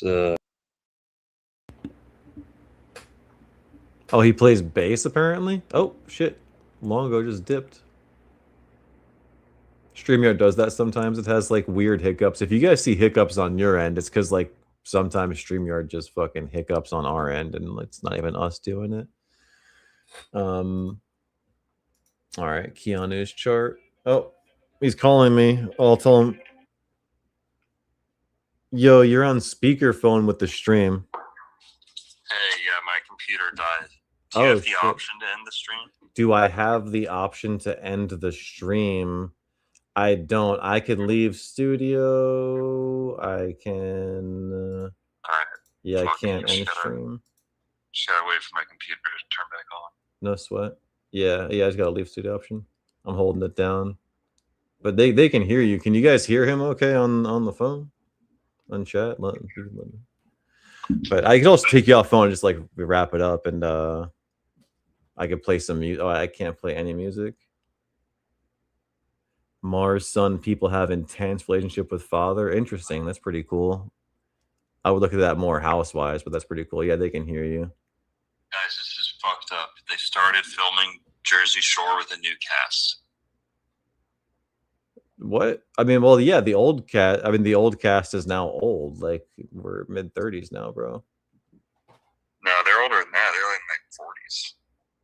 I thought. I mean, like they're about my age. I mean, oh shit, my cat just parkoured into the wall. How old is Snooki? What, you don't think Snooki's hot either, Longo? Hell no. Yo, guys, Longo just said Snooki's a 10. You guys heard him on speaker, right? Nope. Yeah, he said Snooki is a 10. He would do anything for Snooki. Anyway, she was born, when was she? 87. Yeah, no, she's 39. So they're almost 40 now. They're almost 40. We have the same birthday, me and Snooki. Oh, someone said look at Sydney Sweeney's birth chart. Okay, let's see what's up with Sydney. No. Okay, yeah, Long will give us the go-ahead to look at Sydney Sweeney's birth chart.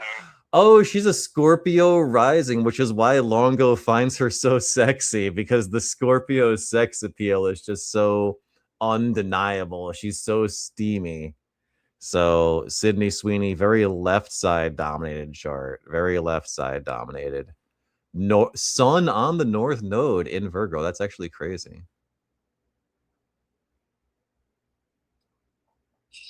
Mars in Scorpio on the ascendant is so strong too, which is why again, if we're talking like, okay, let's not analyze Sydney Sweeney from the lens of like, you know, hot or not. Let's look at how the cultural zeitgeist is looking at her, which is she's known as a sex symbol and she's a Scorpio rising with Mars on the ascendant.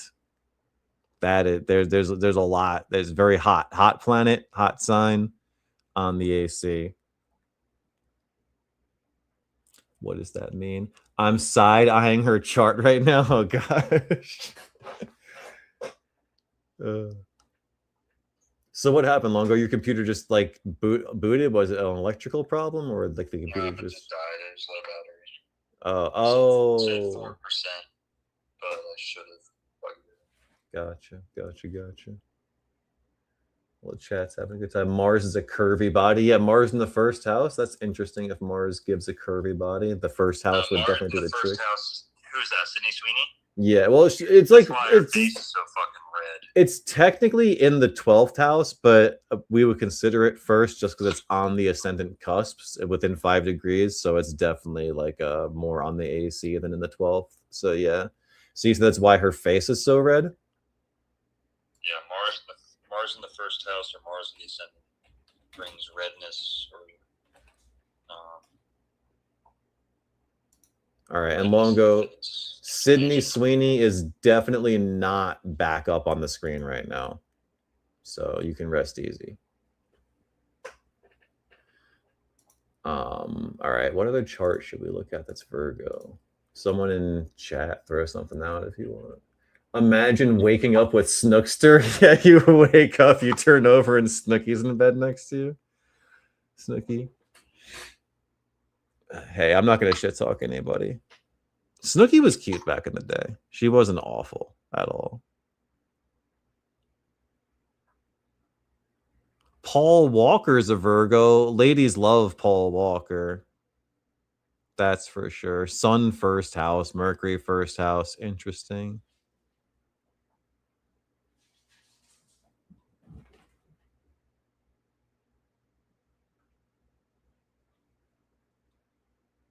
Dude, my fucking computer's taking. Do you have a Mac or do you have a PC? Mac. Of course, because I'm not a slave. You're not a slave, bro? If you weren't a slave, I'm going to switch to Linux soon, bro. I don't know, man. It's like Linux is an operating system that runs on, you know, like AMD and Intel processors and shit. So it's non-paused is the best way to put it.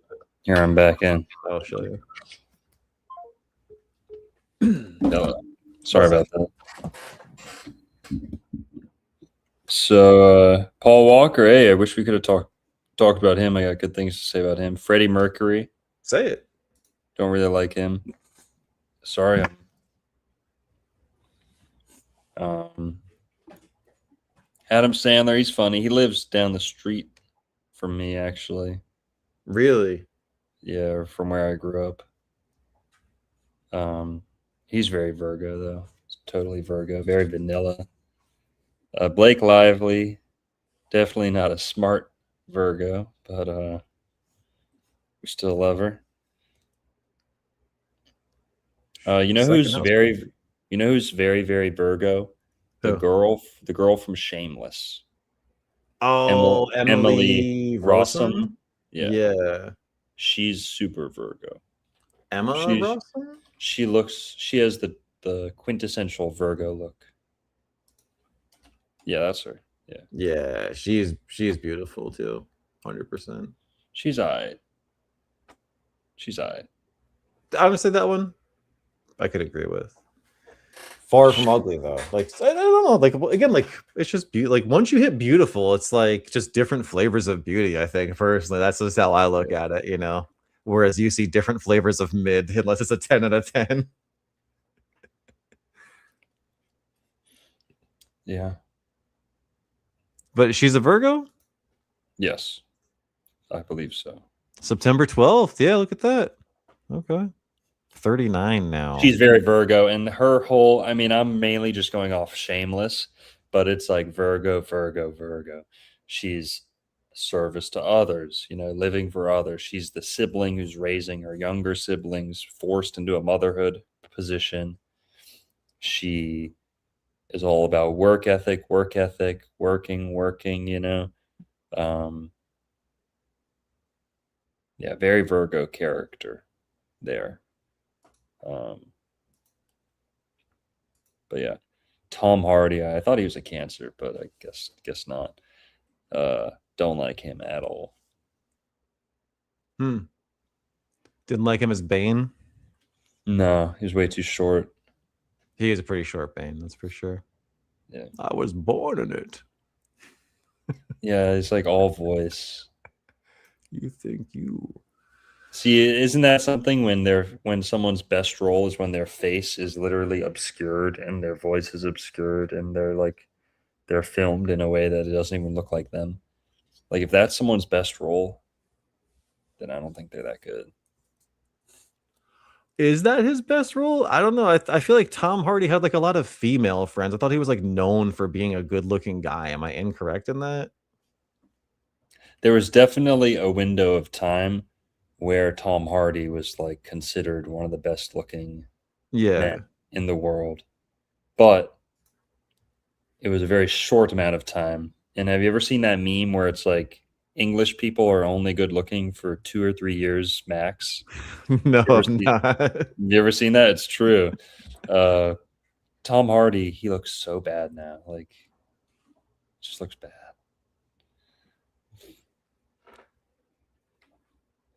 But whatever. Does he now? I remember he was in the movie Bronson, which was fucking. I never watched the whole thing. That I remember being that whole story with Charles Bronson's fucking wild. What's his name? Tom Hardy. Yeah. He does. He just looks like shit now. All right. Kinda. Yeah, he looks really old. All right. Well, you get old, man. It's the way it goes. Happens to all of us, Longo. Yeah, not me. Not in the Garden of Shit. Eden. You Not better hope not, bro. Not in the Fountain of Youth. Just watch. Jimmy Fallon. There's a great Virgo. Yep, he looks like a Virgo. Very Virgo. See, he's got like that Virgo humor where like he's cracking jokes nonstop, but none of them really go that deep. You know, it's like all very surface level, very vanilla, very palatable. Wiz Khalifa. No offense, Wiz. I love his stuff. I love that he raps about something other than murdering people. But very repetitive, very vanilla.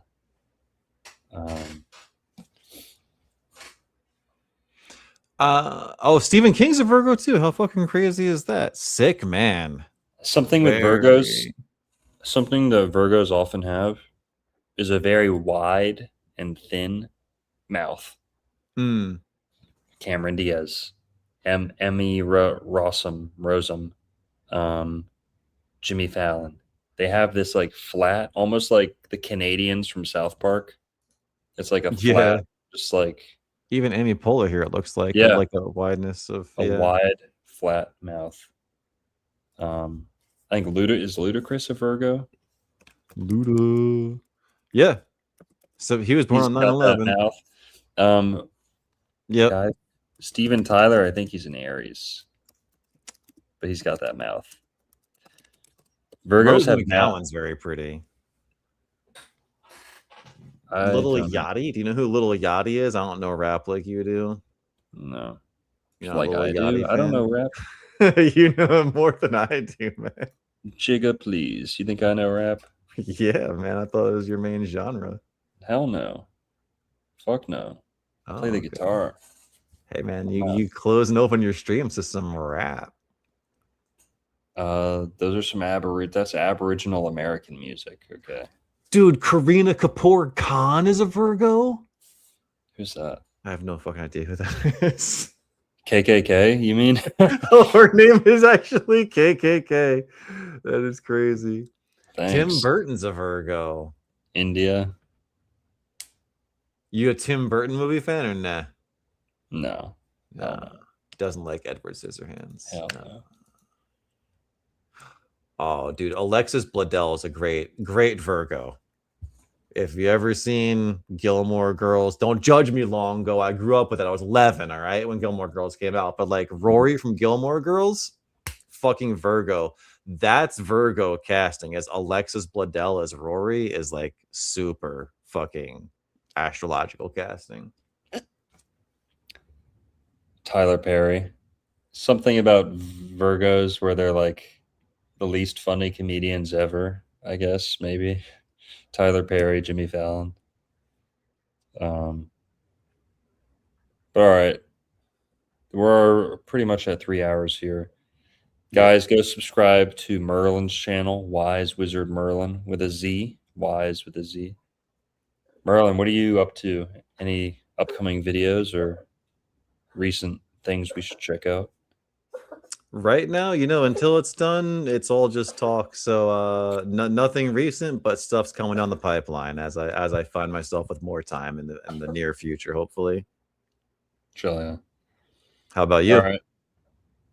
Just chipping away at the Jewish Pirates of the Caribbean, and yeah, I'm Cool. doing a lot of other people's shows, like week to week. That's awesome. Nothing you could talk about just yet. Oh shit! Shem has entered the chat. The actual Shem is in Is the chat, that I believe. real? Is that real, Shem? I don't know. I want maybe. Holy shit. Shem, is that you? Shem, blink twice if you're okay. Shelia.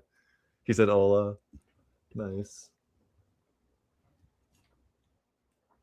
Yeah, if you guys haven't subscribed, I think that's Shem's new channel. Yeah, Virgo is the most NPC sign. Let's just be straight up. Virgo, I'm not even kidding, is the most NPC sign. Sorry. Virgo and Cancer, they're the most NPC signs. That makes sense. If someone's by the book, they're doing things by the book. That means they're like giving up their autonomy in a way, Yeah, which is like NPC behavior. Yeah, programmed. Yeah. yeah. Tartarian Truth. It's good to see you, Shem. Wonder if you had to make a new channel or what. I don't know. Is All that right, guys. the Tartarian Truth? Is that Sham from Tartarian Truth in the chat? Come on, man. A little bourbon in my. You gotta slow it down. Gotta put bourbon in my whiskey. Bourbon in my coffee. Okay. Dr. Longo doesn't even think alcohol is good for you. Okay. Come on now.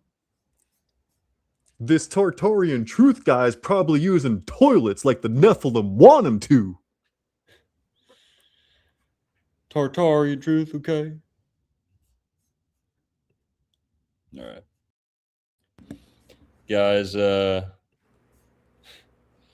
everyone, see you later. Peace. Peace.